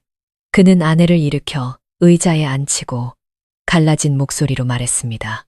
그날 무슨 일이 있었는지 알고 싶지 않아. 내가 아는 건 단 하나야. 이 아이는 내 아이가 아니라는 거. 따뜻했던 작은 집은 이제 무거운 침묵에 잠겼습니다. 천장 선풍기가 삐걱거리는 소리가 마치 칼날처럼 마음을 베는 듯했죠. 서아는 흐느꼈고 민주는 텅 빈 눈으로 앉아 있었습니다. 그는 더 이상 아내를 탓할 힘도 없었습니다. 고통이 이미 한계를 넘어섰기 때문이죠. 그날 밤 민주는 베란다에 홀로 앉아 있었습니다. 서울의 불빛은 여전히 화려했고 차들은 분주했지만 그의 마음속은 칠흑 같은 어둠뿐이었습니다. 그는 속삭였습니다. 여보, 왜 나를 이런 지옥에 빠뜨린 거야? 민준이 진실을 알게 된 그날 밤 이후 마포구의 작은 집안의 공기는 완전히 변해버렸습니다. 부부는 나란히 앉아 있었지만 보이지 않는 거대한 벽이 그들 사이를 가로막고 있었죠. 민주는 말이 없어졌고 서아는 눈물로 밤을 지새웠습니다. 그녀의 미안하다는 말은 두 사람의 거리를 더욱 멀게 할 뿐이었습니다. 그는 아내를 똑바로 쳐다볼 용기도, 그렇다고 마지막 결정을 내릴 용기도 없었습니다. 회사에서는 폭풍이 일기 시작했습니다. 서아의 임신 소식은 원래 기쁜 일이었지만 이제는 수군거림의 대상이 되었죠. 사람들은 박 부장이 그녀에게 비정상적으로 관심을 보이는 것을 눈치채기 시작했습니다. 가벼운 업무를 배정해주는 것부터 휴가를 쉽게 승인해주는 것, 그리고 수시로 그녀의 자리에 찾아와 안부를 묻는 것까지. 평소라면 상사의 배려로 넘어갈 수 있었겠지만 이제 동료들의 호기심, 어린 시선 속에서 모든 것이 의심스러워 보였습니다. 어느 날 점심시간 휴게실에서 몇몇 직원들이 속삭였습니다. 봤어? 박 부장님이 요즘 서아 씨한테만 유독 신경 쓰는 거. 듣자 하니 송년회 날 밤에도 부장님이 직접 데려다 줬다던데 진짜인지 모르겠네. 글쎄, 저 아이도 좀 이상하지 않아. 그 수군거림은 서아의 친구인 유미의 귀에도 들어갔습니다. 유미는 미간을 찌푸렸죠. 오래전부터 품어왔던 의심이 확신으로 변하고 있었습니다. 그녀는 바로 말하지는 않았지만 친구를 바라보는 눈빛은 이전과 달라졌습니다. 안타까움과 분노가 섞여 있었죠. 서아는 극심한 스트레스 속에서 살았습니다. 회사에 발을 들여놓을 때마다 심장이 조여왔고 동료들의 모든 시선이 자신을 찌르는 바늘처럼 느껴졌습니다. 특히 박 부장의 시선은 그녀의 숨을 멎게 만들었죠. 그는 여전히 태연했고 비웃는 듯한 미소를 띠고 있었습니다. 하지만 그녀를 볼 때마다 그의 눈빛은 경고하는 듯했죠. 이 모든 건 내 손안에 있어. 감히 반항할 생각 마라. 어느 날 사무실이 한창 바쁠 때 박 부장이 서아를 자신의 방으로 불렀습니다. 문이 닫히자 좁은 공간이 그녀를 압박해왔습니다. 그는 책상에 양손을 짚고 서서 그녀를 위아래로 훑어보며 위협적이면서도 달콤한 목소리로 말했습니다. 몸조리나 잘해. 다른 건 내가 다 알아서 해줄 테니 아무도 당신을 건드리지 못할 거야. 서아는 떨리는 목소리로 눈물을 참으며 말했습니다. 필요 없습니다. 제발 더 이상 그런 말씀 마세요. 박 부장은 비웃었습니다. 그 웃음소리에 등골이 서늘해졌죠. 아직도 물러설 길이 있다고 생각해. 당신 뱃속에는 내 핏줄이 자라고 있어. 조만간 모두가 알게 될 거야. 그 말은 비수가 되어 그녀의 심장에 밝혔습니다. 서아는 거의 주저앉을 뻔했습니다. 그녀는 비밀이 곧 드러날 것이고 자신이 증오하는 저 남자가 승리감에 도취해 있다는 것을 깨달았습니다. 밖에서는 민준도 소문을 감지하기 시작했습니다. 옛 동료에게서 우연히 걸려온 전화에서 그가 무심코 물었죠. 야, 민준아, 내 아내가 부장님한테 엄청 예쁨 받는다며 회사에 소문이 자자하던데. 민준은 그 자리에 얼어붙었습니다. 두 손이 떨리고 분노가 치밀어 올랐지만 그는 그저 씁쓸하게 웃으며 짧게 대답했습니다. 어디 한번 지켜보자고. 그날 밤 민주는 집에 돌아와 말없이 아내를 바라보았습니다. 서아는 잠을 못 자 눈가가 퀭하고 헬쑥해져 있었죠. 그럼에도 불구하고 그의 마음속에서는 용서의 감정이 싹트지 않았습니다. 유전자 검사 결과지는 그의 가슴에 밝힌 칼날처럼 믿음이 산산조각 났다는 사실을 매 순간 상기시켰습니다. 서아는 배를 감싸 안고 남편을 보며 목맨 소리로 말했습니다. 오빠, 저 너무 무서워요. 회사에서 사람들이 수군거리기 시작했어요. 저 이제 어떻게 살아야 할지 모르겠어요. 민주는 입술을 깨물고 대답하지 않았습니다. 그는 폭풍이 여기서 멈추지 않을 것을, 진짜 폭풍은 이제 시작이라는 것을 알고 있었습니다. 그리고 그의 마음속에 하나의 계획이 서서히 형태를 갖추기 시작했습니다. 진실이 밝혀져야 한다면 가장 공정한 곳, 바로 그가 거만하게 군림하고 있는 바로 그 회사에서 모든 것을 터뜨리겠다고. 소문이 널리 퍼진 후 민준의 마음은 더 이상 평온할 수 없었습니다. 그는 현장에서 일하면서도 머릿속은 온통 집안일 생각뿐이었죠. 매일 밤 집에 돌아와 조용히 배를 감싸고 있는 아내의 헬쑥한 얼굴을 볼 때마다 안타까움과 분노가 동시에 치밀었습니다. 그녀가 겪고 있는 끔찍한 압박감에 마음이 아팠고 이 모든 고통을 초래한 그녀에게 화가 났습니다. 하지만 그 무엇보다 그를 분노하게 만든 것은 권력을 이용해 자신의 가정을 파괴한 박 부장의 은밀한 더이만이었습니다. 어느 날 저녁 식사를 마친 후 민주는 아내의 동료인 유미에게서 짧은 메시지를 받았습니다. 시간 괜찮으세요? 서아 일로 할 얘기가 있어요. 민주는 잠시 망설였지만 이내 약속을 잡았습니다. 그들은 양화대교 근처의 작은 카페에서 만났습니다. 밤이 되자 가로등 불빛이 강물 위에서 반짝였습니다. 유미는 민준의 맞은편에 앉아 진지한 얼굴로 말문을 열었죠. 이런 얘기를 꺼내면 상처받으실 걸 알지만 제가 침묵하면 악을 돕는 것 같아서요. 민주는 말없이 그녀를 응시했습니다. 유미가 말을 이었습니다. 송년회 날 제가 똑똑히 기억해요. 서아가 한참 동안 사라졌을 때 박 부장도 자리에 없었어요. 돌아왔을 땐 얼굴은 붓고 눈은 빨개져 있었죠. 피곤하다고 했지만 그때부터 계속 의심스러웠어요. 최근 몇 달간 그 사람이 서아에게 비정상적으로 잘해주는 것도 그렇고 동료들 사이에서도 말이 많고요. 민준 씨가 아셔야 할 것 같아서요. 그 말을 듣자 민준의 심장이 조여왔습니다. 유전자 검사 결과가 모든 것을 증명했지만 제3자의 입을 통해 다시 한번 확인하니 고통은 더욱 깊어졌습니다. 그는 주먹을 꽉 쥐고 조용히 고개를 끄덕였습니다. 고맙습니다. 진실은 이미 알고 있어요. 이제 제가 원하는 건 그 사람의 가면을 벗겨서 제 아내가 더 이상 협박당하지 않게 하고 정의를 세우는 것뿐입니다. 유미는 결연한 눈빛으로 고개를 끄덕였습니다. 제가 도울게요. 저는 회사 안에 있으니 증거를 모을 수 있어요. 하지만 각오하셔야 해요. 이 일이 터지면 회사 전체가 발칵 뒤집힐 거예요. 그날부터 비밀스러운 계획이 시작되었습니다. 유미는 박 부장의 의심스러운 행동들을 기록하기 시작했습니다. 그의 눈빛, 말투, 과도한 관심까지. 그녀는 박 부장이 서아에게 보낸 의미심장한 메시지들도 교묘하게 저장해 두었습니다. 한편 민주는 유전자 검사 결과서를 조용히 수집하여 마지막 증거로 소중히 보관했습니다. 그는 너무 일찍 공개하고 싶지 않았지만 적절한 시기가 오면 모든 것을 세상에 드러내야 한다는 것을 알고 있었습니다. 집에서 서아는 변화를 감지하기 시작했습니다. 민주는 더 이상 날카롭게 굴지는 않았지만 무서울 정도로 침묵을 지켰습니다.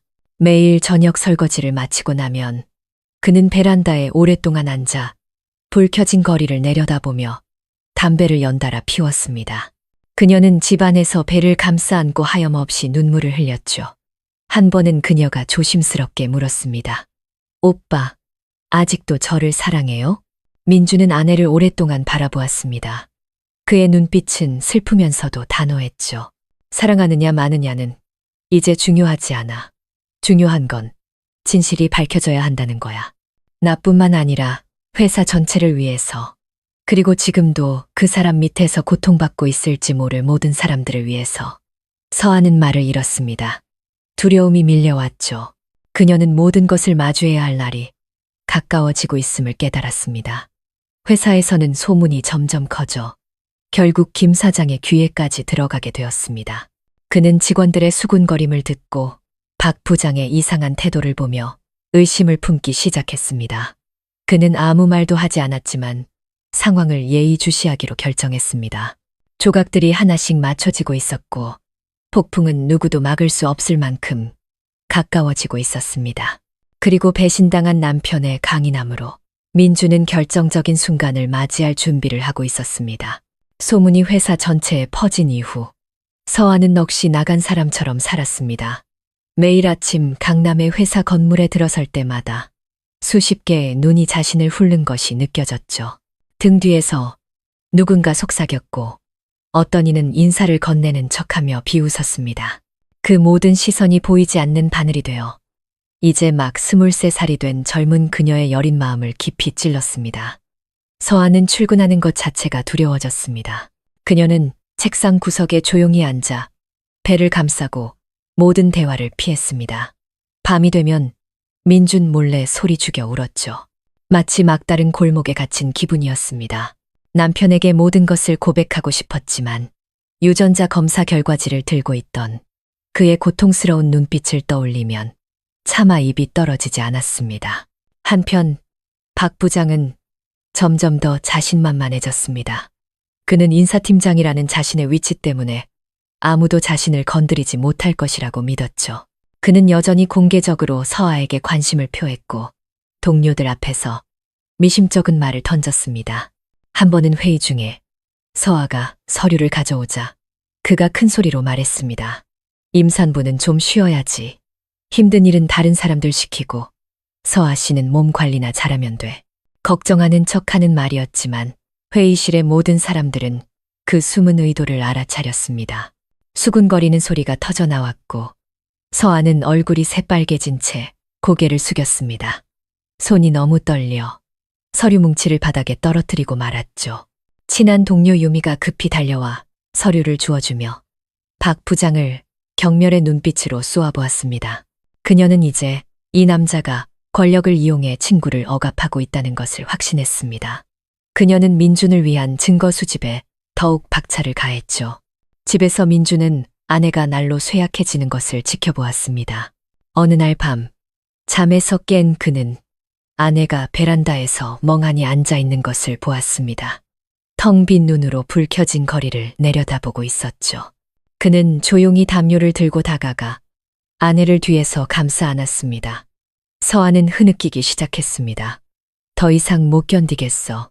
모두가 나를 쳐다보고 수군거려. 너무 무서워. 오빠. 민주는 가슴이 아팠지만 여전히 단호한 목소리로 말했습니다. 강해져야 해. 이미 일어난 일은 바꿀 수 없어.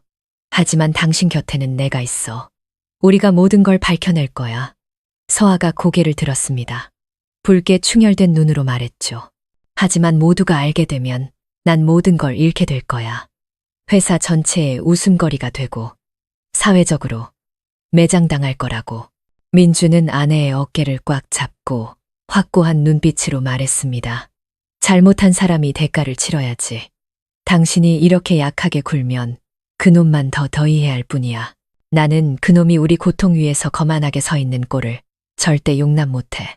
한편 회사에서 박 부장은 점점 더 자신만만해져 심지어 김 사장까지 무시하는 태도를 보였습니다. 그는 여전히 자신과 가까운 직원 몇몇과 점심 식사를 주선했고 그 자리에는 잊지 않고 서아를 끼워 넣었습니다. 한 번은 모두 앞에서 크게 웃으며 말했죠. 우리 서아 씨는 정말 우리 팀의 복덩이야. 서아 씨 덕분에 다들 일하는 분위기도 좋아지고 말이야. 그 의미심장한 말에 몇몇 사람들은 미간을 찌푸렸습니다. 서아는 쥐구멍에라도 숨고 싶었지만 감히 저항하지 못했죠. 동료 유미는 그 말들을 몰래 녹음하여 증거로 보관했습니다.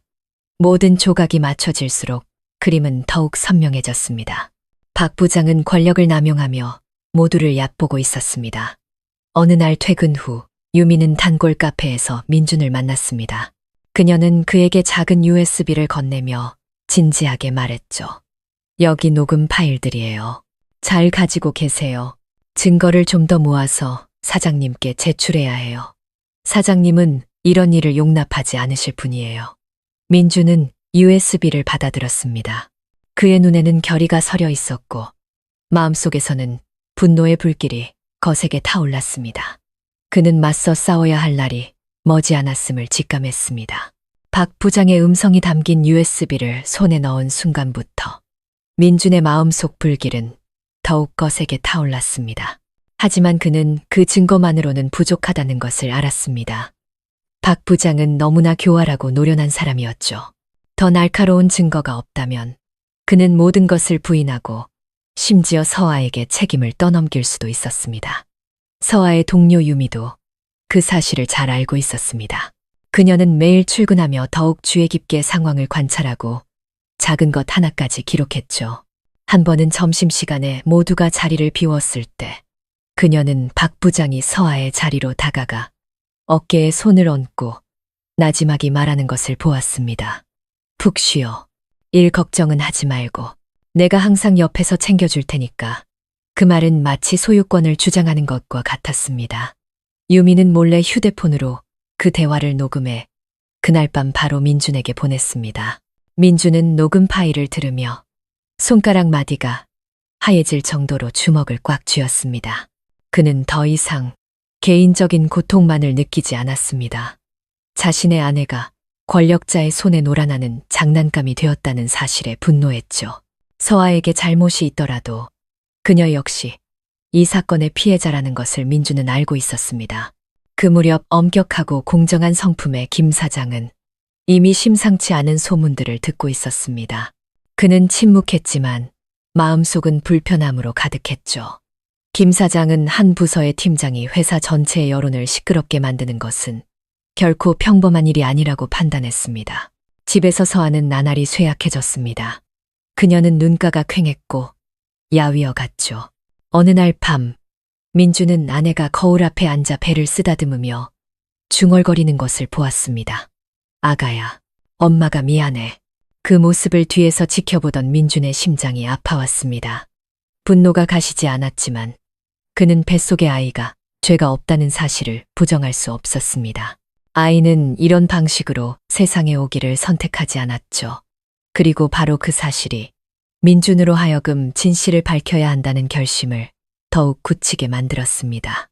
적어도 아이가 태어날 때부터 불명예스러운 낙인을 짊어지게 해서는 안 되었으니까요. 어느 날 저녁, 유미는 한강변의 카페에서 민준을 만났습니다. 강바람은 시원했지만 두 사람의 마음은 불처럼 뜨거웠죠. 유미는 가방에서 복사된 서류 몇 장을 꺼냈습니다. 이건 박 부장이 송년회 직후에 서아에게 특별히 결제해준 휴가 신청서예요. 누가 봐도 이상하죠. 다른 직원은 정당한 사유가 없으면 휴가 신청도 어려운데 서아는 아무런 절차 없이 바로 승인됐어요. 민주는 그 서류들을 받아들었습니다. 그의 눈은 붉게 충혈되어 있었죠. 그는 깊은 숨을 한번 내쉬고 말했습니다. 확실하군요. 이제 충분합니다. 유전자 검사 결과서, 녹음 파일, 그리고 이 서류들까지. 이 모든 게 더 이상 단순한 소문이 아니라는 걸 증명할 겁니다. 유미가 고개를 끄덕였습니다. 하지만 시기를 잘 골라야 해요. 섣불리 움직이면 그 사람이 손을 써서 빠져나가거나 오히려 역공을 가할 수도 있어요. 제 생각엔 회사 전체 앞에서 누구도 부인할 수 없는 자리에서 터뜨려야 해요. 민주는 한동안 침묵하다가 결연한 눈빛으로 말했습니다. 그는 그 순간이 다가오고 있음을 알았습니다. 자신뿐만 아니라 곧 조직 전체의 비난과 손가락질을 받게 될 아내를 위해서도 마음의 준비를 해야 했습니다. 하지만 진실은 진실이었고 더 이상 숨길 수 없었습니다. 그날 밤 마포구의 집으로 돌아왔을 때 민주는 서아가 거실에서 무릎을 끌어안고 앉아있는 것을 보았습니다. 그녀의 얼굴은 헬쑥했죠. 그는 다가가 아내의 어깨에 손을 얹고 천천히 말했습니다. 마음의 준비를 해. 모든 것이 밝혀질 날이 올 거야. 그날은 고통스럽겠지만 적어도 더 이상 어둠 속에서 살지는 않아도 될 테니까. 서아는 고개를 들어 남편을 보았습니다. 눈물이 뺨을 타고 흘러내렸죠. 그녀는 힘없이 고개를 끄덕였습니다. 그 눈빛 속에는 두려움과 함께 희미한 희망의 빛이 섞여 있었습니다. 폭풍이 지나간 후에 두 사람에게도 새로운 길이 열릴 수 있을 것이라는 희망이었습니다. 김 사장은 원래 직원들의 사생활에 관여하는 것을 꺼리는 사람이었지만 오랜 경영 경험을 통해 회사 내에 소문이 무성해지면 결코 작은 일이 아니라는 것을 잘 알고 있었습니다. 구체적인 증거는 없었지만 박 부장이 서아에게 노골적으로 과도한 관심을 보이는 것은 그가 더 이상 묵과할 수 없는 문제였죠. 회사의 명예가 그런 불투명한 소문에 의해 훼손되는 것을 용납할 수 없었습니다. 어느 월요일 아침, 김 사장은 박 부장에게 직접 전화를 걸어 그날 오후 10층 회의실로 오라고 지시했습니다. 동시에 그는 서아와 행정팀의 몇몇 직원들, 그리고 많은 일들의 조용한 목격자였던 유미도 함께 불렀습니다. 이 소식은 순식간에 퍼져나가 회사 전체를 술렁이게 만들었습니다. 그날 오후 회의실의 블라인드는 모두 내려져 있었고 공기는 너무나 무거워서 자리에 앉은 사람들 모두 등을 꼿꼿이 세워야 했습니다. 김 사장은 상석에 앉아 엄숙한 얼굴과 낮지만 단호한 목소리로 말문을 열었습니다. 최근 회사 이미지와 개인의 명예에 심각한 영향을 미치는 소문들을 많이 들었습니다. 오늘 이 자리에서 모든 것을 명확히 하고자 합니다. 잘못한 사람은 책임을 져야 할 것이고 누구도 권력을 이용하거나 남에게 책임을 전가할 수 없습니다. 박 부장은 여전히 태연한 표정을 짓고 있었습니다. 그는 등을 곧게 펴고 앉아 미소를 지으며 차분하게 말했죠. 사장님, 저는 이 소문들이 어디서 시작됐는지 모르겠습니다. 저는 단지 부서 직원들, 특히 임신 중이라 몸이 약한 서아 씨를 챙겼을 뿐입니다. 그것이 팀장으로서의 책임이라고 생각합니다. 그럴듯한 말이었지만 회의실에 앉은 많은 직원들의 눈빛은 흔들렸습니다. 모두가 박 부장의 관심이 정상적인 범주를 넘어섰다는 것을 알고 있었기 때문이죠. 서아는 테이블 끝에 앉아 있었습니다. 두 손은 가늘게 떨렸고 이마에서는 식은땀이 흘러내렸죠. 그녀는 고개를 들지 못하고 바닥만 내려다보았습니다.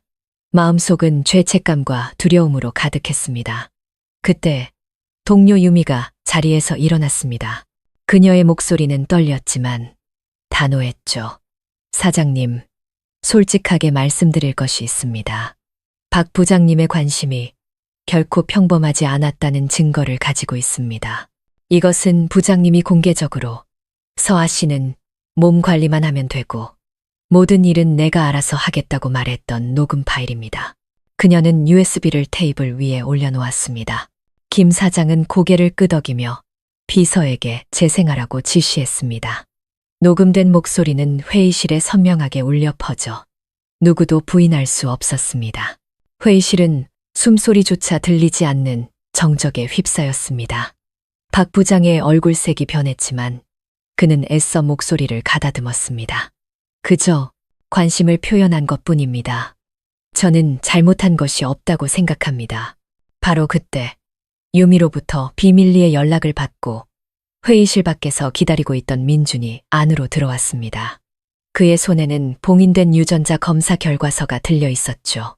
그는 곧장 김 사장 앞으로 걸어가 서류를 내려놓고 낮지만 힘있는 목소리로 말했습니다. 이것이 마지막 증거입니다. 제 아내 뱃속의 아이는 제 아이가 아닙니다. 유전자 검사 결과가 명확히 증명하고 있습니다. 저는 여러분 모두가 알아야 한다고 생각합니다. 제 아내는 송년회 날 박 부장에게 이용당했습니다. 회의실은 마치 폭탄이 터진 듯 아수라장이 되었습니다. 모든 시선이 서아에게 쏠렸죠. 그녀는 울음을 터뜨리며 테이블 위로 쓰러졌고 온몸을 사시나무처럼 떨었습니다. 몇몇 사람들은 믿을 수 없다는 듯 손으로 입을 가렸습니다. 김 사장은 책상을 강하게 내리쳤습니다. 그의 목소리는 천둥 같았죠. 정말 파렴치하군. 예순을 바라보는 남자가 권력을 이용해서 젊은 직원을 상대로 이런 추악한 짓을 하다니. 박 부장, 더 할 변명이 있나? 박 부장의 얼굴은 새하얗게 질렸고 입술을 떨었지만 한마디도 하지 못했습니다. 증거는 너무나 명백했죠. 민주는 아내를 바라보았습니다. 그의 눈빛은 고통으로 가득했죠. 그는 소리치거나 비난하지 않았습니다. 그저 마음속 깊은 곳에서 조용한 씁쓸함을 느낄 뿐이었죠. 그는 사장을 향해 천천히 말했습니다. 저는 단지 진실이 밝혀지고 잘못한 사람이 대가를 치르기를 바랄 뿐입니다. 회의실의 공기는 칼로 벨 수 있을 만큼 무거웠습니다. 모두가 그 순간 박 부장의 경력이 끝났다는 것을 직감했습니다. 10층 회의실의 공기는 숨쉬기조차 어려울 정도로 무거웠습니다.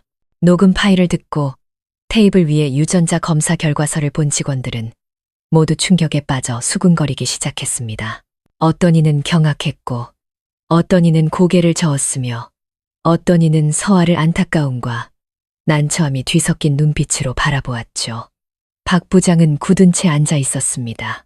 얼굴은 창백했죠. 한참 후에야 그는 겨우 정신을 차리고 목소리를 가다듬었습니다. 저는 이 결과를 인정할 수 없습니다. 이 종이가 진짜라는 보장이 어디 있습니까? 민준 씨가 제 명예를 훼손하기 위해 꾸며낸 이야기일 수도 있습니다. 저는 그저 상사로서 직원을 챙겼을 뿐 결코 불미스러운 일은 없었습니다. 김 사장은 책상을 내리치며 한 글자 한 글자 힘주어 말했습니다. 박 부장, 변명은 그만하시오. 유전자 검사는 언제든 다시 확인할 수 있고 녹음 파일도 부인할 수 없소. 서아 씨의 태도를 보시오. 눈물이 멈추질 않잖소. 이것도 우연이라고 생각하시오. 서아는 테이블에 얼굴을 파묻고 두 손으로 배를 감싼 채 온몸을 떨고 있었습니다. 그녀는 이제 더 이상 물러설 곳이 없다는 것을 알았습니다. 모두가 그녀를 바라보며 그녀의 확인을 기다리고 있었죠. 한참의 침묵 끝에 그녀는 흐느끼며 떨리는 목소리로 말했습니다. 사장님, 맞습니다. 송년회 날 밤, 저는 박 부장님에게, 저는 명예를 잃을까봐, 가정이 깨질까봐 계속 숨겨왔습니다. 하지만 이 아이는 제 남편의 아이가 아닙니다. 회의실은 순식간에 아수라장이 되었습니다. 몇몇 여직원들은 눈물을 글썽이며 속삭였죠. 너무 불쌍하다. 저렇게 어린데 부장님이 어떻게 저런 파렴치한 짓을. 박 부장은 당사자의 입에서 진실이 나오자 분노와 수치심에 얼굴이 시뻘개졌습니다. 그는 책상을 내리치며 소리쳤죠. 거짓말. 당신도 동의했잖아. 이제 와서 내게 뒤집어 씌우는 거야. 그 말에 회의실 분위기는 폭발 직전까지 치달았습니다. 유미가 벌떡 일어나 불타는 눈빛으로 외쳤습니다. 닥치세요. 송년회 날 서아가 부장님과 함께 사라졌다가 눈이 퉁퉁 붓고 겁에 질린 얼굴로 돌아온 걸 제가 똑똑히 봤어요. 그런데 부장님은 아무 일 없다는 듯 태연했죠. 당신 사람 맞아요? 여기저기서 웅성거리는 소리가 커졌습니다. 많은 직원들이 이전부터 박 부장의 부적절한 행동을 목격했다고 증언하기 시작했죠. 김 사장은 박 부장을 똑바로 쳐다보며 얼음장같이 차가운 목소리로 말했습니다. 박 부장, 여긴 당신이 권력을 이용해 더러운 짓을 하는 곳이 아니오. 마지막 기회를 주겠소. 잘못을 인정하고 자진해서 사직서를 제출하시오. 그렇지 않으면 이 모든 자료를 관계기관에 넘기겠소. 박 부장의 얼굴은 붉어졌다 하얘지기를 반복했습니다. 그는 반박하려 입을 열었지만 동료들의 분노에 찬 시선과 침묵하고 있지만 불타는 눈빛의 민준을 보고 더 이상 빠져나갈 길이 없음을 깨달았습니다. 그는 고개를 푹 숙였습니다. 땀이 비오듯 흘렀고 침묵으로 모든 것을 인정했습니다. 그 순간 서아는 서럽게 울음을 터뜨렸습니다. 두 어깨가 가늘게 떨렸죠. 민주는 그 곁에 조용히 서 있었습니다. 심장이 찢어지는 듯 했죠. 그는 진실이 밝혀졌지만 그 대가가 너무나 크다는 것을 알았습니다. 김 사장은 엄숙한 목소리로 회의를 마무리했습니다. 우리 회사는 직위를 이용해 직원을 성적으로 착취하는 행위를 결코 용납하지 않을 것입니다. 박 부장은 오늘부로 사직서를 제출하시오. 동시에 회사는 서아 씨를 지원할 방안을 논의할 것입니다. 이 사건은 우리 모두에게 뼈아픈 교훈이 될 것입니다. 의사봉처럼 책상을 내리치는 소리가 회의의 끝을 알렸습니다. 회의실은 쥐 죽은 듯 조용했고 모두가 거대한 지진이 지나갔음을, 그리고 박 부장의 진짜 얼굴이 마침내 드러났음을 직감했습니다. 단 하룻밤 만에 비밀 회의의 내용은 더 이상 비밀이 아니었습니다. 소식은 마치 불길처럼 10층에서부터 모든 사무실, 회사의 구석구석으로 퍼져나갔습니다. 여기저기서 수군거리는 소리가 들려왔습니다. 들었어? 박 부장, 회의실에서 완전 박살났다던데. 세상에, 60 다 된 사람이 젊은 직원한테 그런 짓을 했다니 정말 믿을 수가 없어.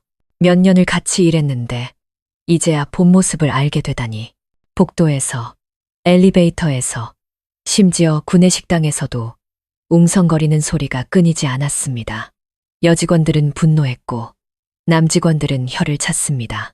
회사는 전례 없는 충격에 휩싸였습니다. 박 부장의 명예는 완전히 무너져 내렸죠. 다음 날 아침, 그는 헬쑥한 얼굴로 회사에 나타났습니다. 사람들의 시선을 피하려 했었지만 이제 그에게 존경심을 보이는 사람은 아무도 없었습니다. 어떤 이는 노골적으로 고개를 돌렸고 어떤 이는 경멸의 눈빛으로 그를 쏘아보았습니다. 단 하루 만에 권력 있는 팀장에서 그는 조직 전체의 왕따가 되었습니다. 그날 오후 김 사장은 그의 해고를 공식적으로 결정했습니다. 전 직원에게 발송된 공지문에는 심각한 직업윤리 위반을 사유로 박 부장과의 근로계약을 종료한다고 명시되어 있었습니다. 짧은 문장이었지만 그의 수십 년 경력을 한순간에 끝내기에 충분했습니다. 한편 서아는 모든 시선의 중심이 되었습니다. 그녀가 피해자임에도 불구하고 여전히 뒤에서 수군거리는 사람들이 적지 않았죠. 심지어 그녀가 승진을 위해 자발적으로 그런 것이 아니냐는 악의적인 말까지 나왔습니다. 매일 출근하는 것이 그녀에게는 고문과도 같았습니다. 그녀는 책상 구석에 조용히 앉아 컴퓨터 화면에 고개를 파묻고 감히 얼굴을 들지 못했습니다. 가끔 몇몇 여직원들이 지나가며 농담 반 진담 반으로 던지는 말이 들려왔죠. 예쁜 것도 죄라니까. 쟤도 보통은 아닐걸. 그런 말들은 서아에게 깊은 굴욕감을 안겨주었고 여러 번 회사를 그만두고 싶었지만 가족과 민준을 생각하며 이를 악물고 버텼습니다. 집에서 민준은 아내가 점점 쇠약해지는 것을 보며 마음이 무거웠습니다. 그는 진실이 밝혀졌음에도 여론이 쉽게 그녀를 용서하지 않을 것이라는 걸 알았죠. 그는 아내 곁에 앉아 조용히 말했습니다. 다른 사람들 말에 신경 쓰지 마. 누가 옳고 그른지는 하늘이 알고 있어. 중요한 건 앞으로 우리가 어떻게 떳떳하게 살아갈 것인가야. 서아는 얼굴을 감싸고 서럽게 울었습니다. 제가 잘못했어요. 하지만 너무 부끄러워요. 이제 아무도 쳐다볼 수가 없어요. 민주는 한숨을 쉬며 아내를 품에 안았습니다. 그의 눈에는 여전히 깊은 상처가 남아 있었지만 그 옆에는 적어도 뱃속의 무고한 아이를 위해 가정을 지키려는 결심이 자리하고 있었습니다. 회사에서는 김 사장도 이 사건을 가볍게 넘기지 않았습니다. 그는 전 직원을 소집하여 단호하게 말했죠. 이것은 뼈아픈 교훈입니다. 앞으로 회사는 기강을 바로잡고 직위를 이용해 타인에게 해를 가하는 행위를 절대 용납하지 않을 것입니다. 직급에 상관없이 잘못한 사람은 반드시 대가를 치르게 될 것입니다. 그 선언의 회의장은 쥐죽은 듯 조용해졌습니다. 모두가 이 충격 이후 회사의 근무 환경이 바뀔 것이며 더 이상 침묵과 동조의 여지가 없을 것임을 깨달았습니다. 집으로 돌아오는 길, 민주는 아내를 태우고 붐비는 거리를 달렸습니다. 서울의 불빛은 화려했고 차들은 분주했지만 그들 마음속은 여전히 무거운 어둠에 잠겨 있었습니다. 서아는 남편의 등에 기댄 채 조용히 속삭였습니다. 오빠, 너무 무서워요. 사람들이. 언젠가는 저를 용서해 줄까요? 민주는 바로 대답하지 않았습니다. 그는 핸들을 꽉 쥐고 먼 곳을 바라보았죠. 그는 앞으로의 길이 길고 험난할 것임을 알았지만 동시에 적어도 진실은 밝혀졌고 모든 비극의 원인이었던 박 부장이 모두의 앞에서 죗값을 치렀다는 사실에 작은 위안을 느꼈습니다. 회사에서의 사건 이후 서아에게 매일은 마치 가시밭길을 걷는 것과 같았습니다. 건물에 들어서면 수십 개의 눈이 자신을 훑었고 컴퓨터를 켜면 손이 떨려 키보드조차 제대로 칠 수 없었죠. 어디선가 들려오는 작은 웃음소리나 뼈있는 한마디에도 심장이 쿵 내려앉았습니다. 어느 날 아침 일하고 있던 서아는 사내 메신저로 익명의 메시지를 받았습니다. 정말 부끄러운 줄도 모르네. 부장님이 왜 잘렸는지 다들 아는데 양심이 있으면 알아서 그만두시지. 짧은 문장이 비수처럼 심장에 박혔습니다. 서아는 책상에 엎드려 눈물을 흘렸죠. 동료 유미가 그 모습을 보고 급히 달려와 위로했습니다. 신경 쓰지 마. 넌 피해자야. 자책하지 마. 하지만 정 못 견디겠으면 그만두는 게 실패는 아니야.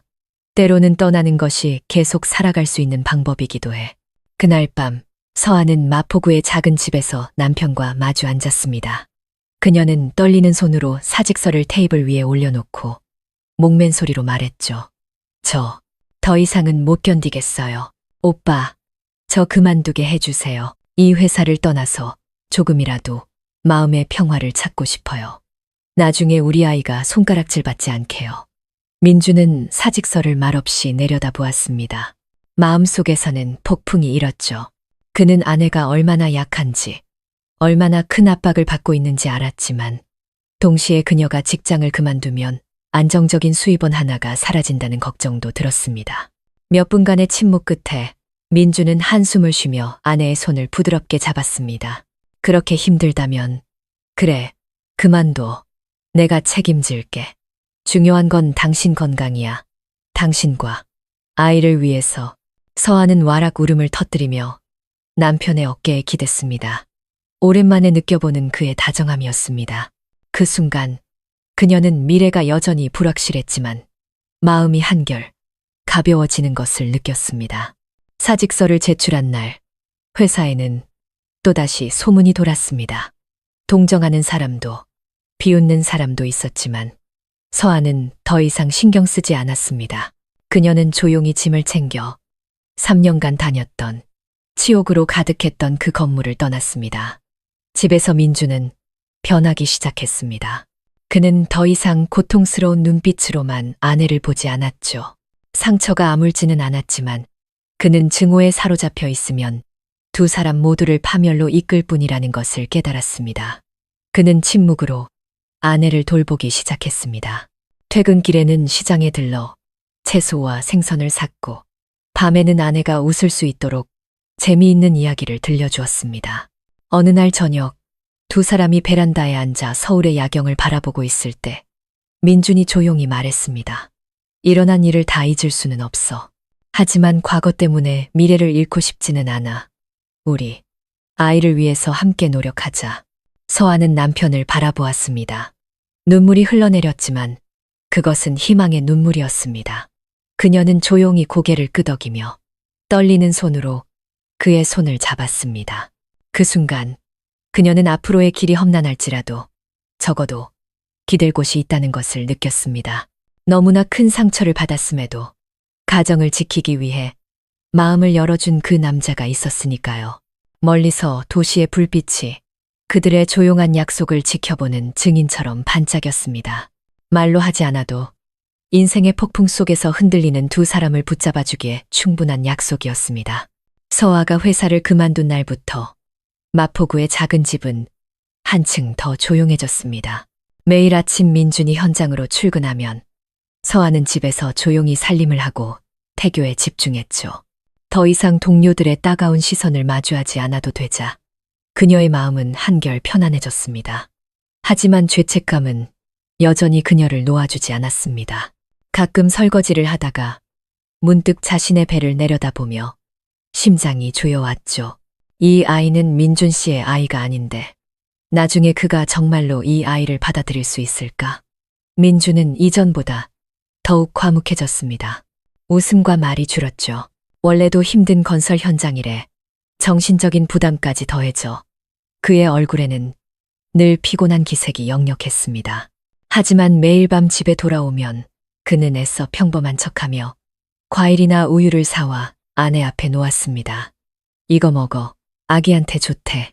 그런 행동들은 서아의 마음을 따뜻하게 하면서도 동시에 더욱 죄책감에 시달리게 했습니다. 그녀는 남편이 모든 것을 짊어지고 있다는 것을 똑똑히 보았고 그의 눈 속에 숨겨진 지울 수 없는 상처의 흔적도 보았습니다. 한 번은 민준이 베란다에 말없이 앉아 있었습니다. 담배는 거의 다 타들어가고 있었죠. 서아가 다가가 조용히 그의 어깨에 손을 얹었습니다. 아직도 저 많이 미워하죠.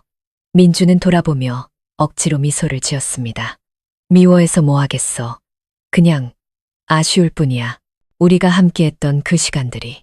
그 대답에 서아는 울음을 터뜨렸습니다. 그녀는 남편의 어깨에 얼굴을 묻고 흐느꼈죠. 제가 잘못했어요. 하지만 제발 만회할 기회를 주세요. 오빠랑 아기만 보고 살게요. 민주는 말없이 그녀를 가볍게 안았습니다. 그의 마음속에서는 여전히 사랑과 고통이 싸우고 있었죠. 그는 아내를 사랑했지만 뱃속 아이의 존재를 생각할 때마다 심장이 찢어지는 듯 했습니다. 출산일이 가까워질수록 서아는 더욱 예민해졌습니다. 쉽게 감동하고 쉽게 눈물을 흘렸죠. 민준이 전화 없이 조금이라도 늦게 들어오면 안절부절못했고 그가 무심코 뱉은 거친 한마디에 아이처럼 서럽게 울었습니다. 하지만 바로 그 눈물이 민준의 마음을 조금씩 녹이고 있었습니다. 그는 아내가 얼마나 큰 압박을 견뎌왔는지 이해했고 자신 역시 증오를 품고 있으면 상황을 악화시킬 뿐이라는 것을 깨달았습니다. 어느 날 저녁 식사를 하던 중 민준이 조용히 말했습니다. 생각해봤어. 과거는 과거일 뿐이야. 어쨌든 아이는 아무 잘못이 없어. 오늘부터 내 친자식처럼 키울게. 대신 당신은 나한테 진심으로 대하고 다시는 날 아프게 하지 마. 서아는 목이 메어 숟가락을 내려놓고 남편에게 절이라도 할 것처럼 두 손을 모았습니다. 고마워요, 오빠. 정말 고마워요. 평생 오빠 힘들게 하는 일 절대 없을게요. 그 순간 민주는 아내의 눈에서 진심을 보았습니다. 그는 용서가 쉽지 않다는 것을 알았지만 적어도 가정을 지키기 위한 첫걸음을 내디뎠습니다. 밖에서는 서울의 불빛이 여전히 화려했고 차들은 분주했지만 작은 집 안에서는 폭풍에 휩쓸렸던 두 사람이 서로를 붙잡으려 애쓰고 있었습니다. 폭풍은 아직 완전히 지나가지 않았지만 적어도 하늘에는 한 줄기 빛이 보이기 시작했습니다. 서아가 병원에 입원하던 날 서울에는 장대비가 쏟아졌습니다. 민주는 허둥지둥 아내를 산부인과로 데려가며 속이 타들어가는 것 같았죠. 복도에서 기다리는 내내 그는 안절부절 못하며 서성거렸습니다. 두 손을 꽉 쥐었고 차가운 에어컨 바람에도 식은땀이 흘렀습니다. 마침내 아기의 첫 울음소리가 긴장된 공간을 가르며 터져 나왔습니다. 간호사가 나와 하얀 속삭이에 쌓인 붉은 핏덩이, 같은 작은 천사를 민준에게 건넸습니다. 민준의 심장이 쿵 내려앉았죠. 그는 떨리는 손으로 아이를 받아 안았고 눈물이 왈칵 쏟아졌습니다. 아기는 그의 손가락을 꼭 쥐었습니다. 그 순수한 눈망울은 자신이 태어나기도 전에 어떤 폭풍이 휩쓸고 지나갔는지 전혀 모르는 듯 했죠. 서아는 병실에 누워 있었습니다. 땀으로 흠뻑 젖고 얼굴은 창백했지만 그녀의 눈은 행복으로 빛나고 있었죠. 그녀가 힘없이 속삭였습니다. 오빠, 우리 아기. 민주는 아내와 아기를 번갈아 보았습니다. 격렬한 갈등이 다시 치밀어 올랐죠. 머릿속에서는 내 아이가 아니야라는 두 단어가 맴돌았습니다. 하지만 바로 그 순간 작은 손이 자신의 손가락을 꽉 쥐자 그의 심장은 녹아내리는 듯 했습니다. 그는 아이가 어떤 잘못도 없는 순수한 생명 그 자체임을 느꼈습니다. 그는 침대 곁으로 다가가 아기를 아내의 가슴 위에 올려주었습니다. 서아는 와락 울음을 터뜨리며 떨리는 팔로 아이를 끌어안았습니다.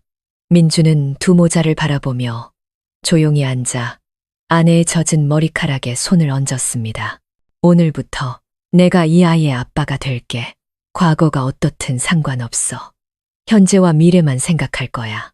당신이 나에게 진심이기만 하다면 우리 함께 이 아이를 잘 키워나가자. 서아는 흐느끼며 아이를 꼭 껴안고 남편을 바라보았습니다. 감사함과 미안함이 뒤섞인 눈빛이었죠. 그녀는 남편이 이 말을 하기까지 얼마나 깊은 심연을 건너왔는지 알았고 남은 평생을 그에게 헌신하겠다고 스스로에게 맹세했습니다.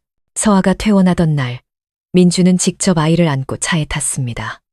이 사정을 아는 친척과 친구들은 그의 너그러움에 모두 놀랐죠. 어떤 이는 대놓고 물었습니다. 너 정말 괜찮겠어? 내 아이도 아니잖아. 민주는 그저 미소 지으며 확고한 눈빛으로 말했습니다. 자식이 어디 핏줄로만 정해지나. 중요한 건 사랑이지. 오늘부터 이 아이는 내 아들이야. 그 말에 많은 사람들이 말을 잃었습니다. 그들은 민준을 존경과 안타까움이 섞인 눈으로 바라보았죠. 어떤 남자라도 그런 용기를 내기는 쉽지 않다는 것을 알았기 때문입니다. 그날 밤 작은 집에는 세 식구가 함께 있었습니다.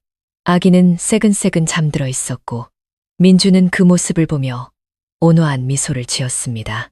서아는 그 곁에 앉아 행복과 감사가 가득한 눈으로 두 사람을 바라보았죠. 마음의 상처가 아물기까지는 오랜 시간이 걸리겠지만 그 순간 두 사람은 함께 나아가기로 선택했다는 것을 서로 알고 있었습니다. 쉽지 않은 길이지만 적어도 사랑이라는 버팀목이 있었습니다. 밖에서는 비가 그쳤고 서울의 밤하늘은 불빛으로 반짝였습니다. 새로운 시작이 열리고 있었습니다. 폭풍을 이겨내고 평화를 되찾은 한 가족의 시작이었습니다. 민준과 서아의 이야기는 눈물로 끝을 맺었지만 동시에 희망의 문을 열었습니다. 모든 폭풍이 지나간 후 그들은 여전히 서로의 곁에 남아 손을 잡고 나아가기로 선택했습니다. 다정한 남자 민주는 한 남편으로서 겪을 수 있는 최악의 배신과 고통을 겪었습니다. 하지만 그는 증오에 휩쓸리는 대신 사랑을 자신의 지표로 삼았습니다. 그는 죄 없는 아이가 어른들의 실수 때문에 벌을 받아서는 안 된다고 생각했죠. 그리고 과거에만 얽매여 있으면 이 가정은 영원히 깨져버릴 것이라는 사실도 깨달았습니다. 한순간의 나약함으로 길을 잃었던 젊은 여자 서아는 혹독한 대가를 치러야 했습니다. 그녀는 명예와 직장을 잃었고 세상의 차가운 시선을 견뎌내야 했죠.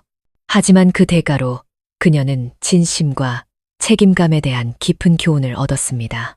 자신이 사랑하는 사람이 자신 때문에 눈물 흘리는 것을 보는 것보다 더 큰 고통은 없었습니다. 그녀는 남은 평생을 남편과 아이를 위해 살아야 하며 뉘우침이 행복을 다시 쌓아 올리는 힘이 될 수 있다는 것을 증명해야 했습니다. 그리고 권력을 손에 쥐었던 박 부장은 결국 인과응보의 대가를 치렀습니다. 권력으로 쌓아 올린 그의 경력은 그의 추악한 욕망 때문에 한순간에 무너져 내렸습니다. 명예를 잃고 동료에게 경멸당하고 사회에서 버림받았죠. 그것은 권력을 이용해 약자를 짓밟는 자가 반드시 치러야 할 대가였습니다. 이 이야기는 우리에게 많은 것을 생각하게 합니다. 첫째, 가정의 행복은 소중하지만 동시에 매우 연약합니다. 한순간의 잘못된 선택이 모든 것을 앗아갈 수 있습니다. 우리는 항상 자신을 지키고 가족을 최우선으로 생각해야 합니다. 둘째, 용서는 망각이 아니라 용기 있는 선택입니다. 용서는 사람이 앞으로 나아가게 합니다. 민주는 증오에 잠기는 대신 용서를 택했습니다. 그가 약해서가 아니라 자신의 고통보다 더 강했기 때문입니다. 셋째, 아이는 죄가 없습니다. 어른의 잘못은 어른이 책임져야 합니다. 누구도 작은 천사들의 어깨에 불명예스러운 출발점을 지울 권리가 없습니다. 핏줄이 섞이지 않았더라도 아버지의 사랑이야말로 아이를 올바른 사람으로 키우는 양분입니다. 마지막으로 권력은 남용될 때 명예를 죽이는 칼이 됩니다. 박 부장은 잠시 죄를 피할 수는 있어도 영원히 진실을 피할 수는 없다는 것을 보여주는 명백한 예시입니다. 악한 자는 결국 대가를 치르게 마련입니다. 그것이 인생의 공평한 법칙입니다. 폭풍이 지나간 후 민준과 서아 그리고 아이는 여전히 함께였습니다. 그들의 행복은 예전 같지는 않겠지만 상처는 그들이 서로를 더욱 소중히 여기게 만들었습니다. 사람들은 말합니다. 진정한 행복은 풍파가 없는 것이 아니라 풍파를 겪고 난 후에도 여전히 서로의 손을 잡는 것이라고.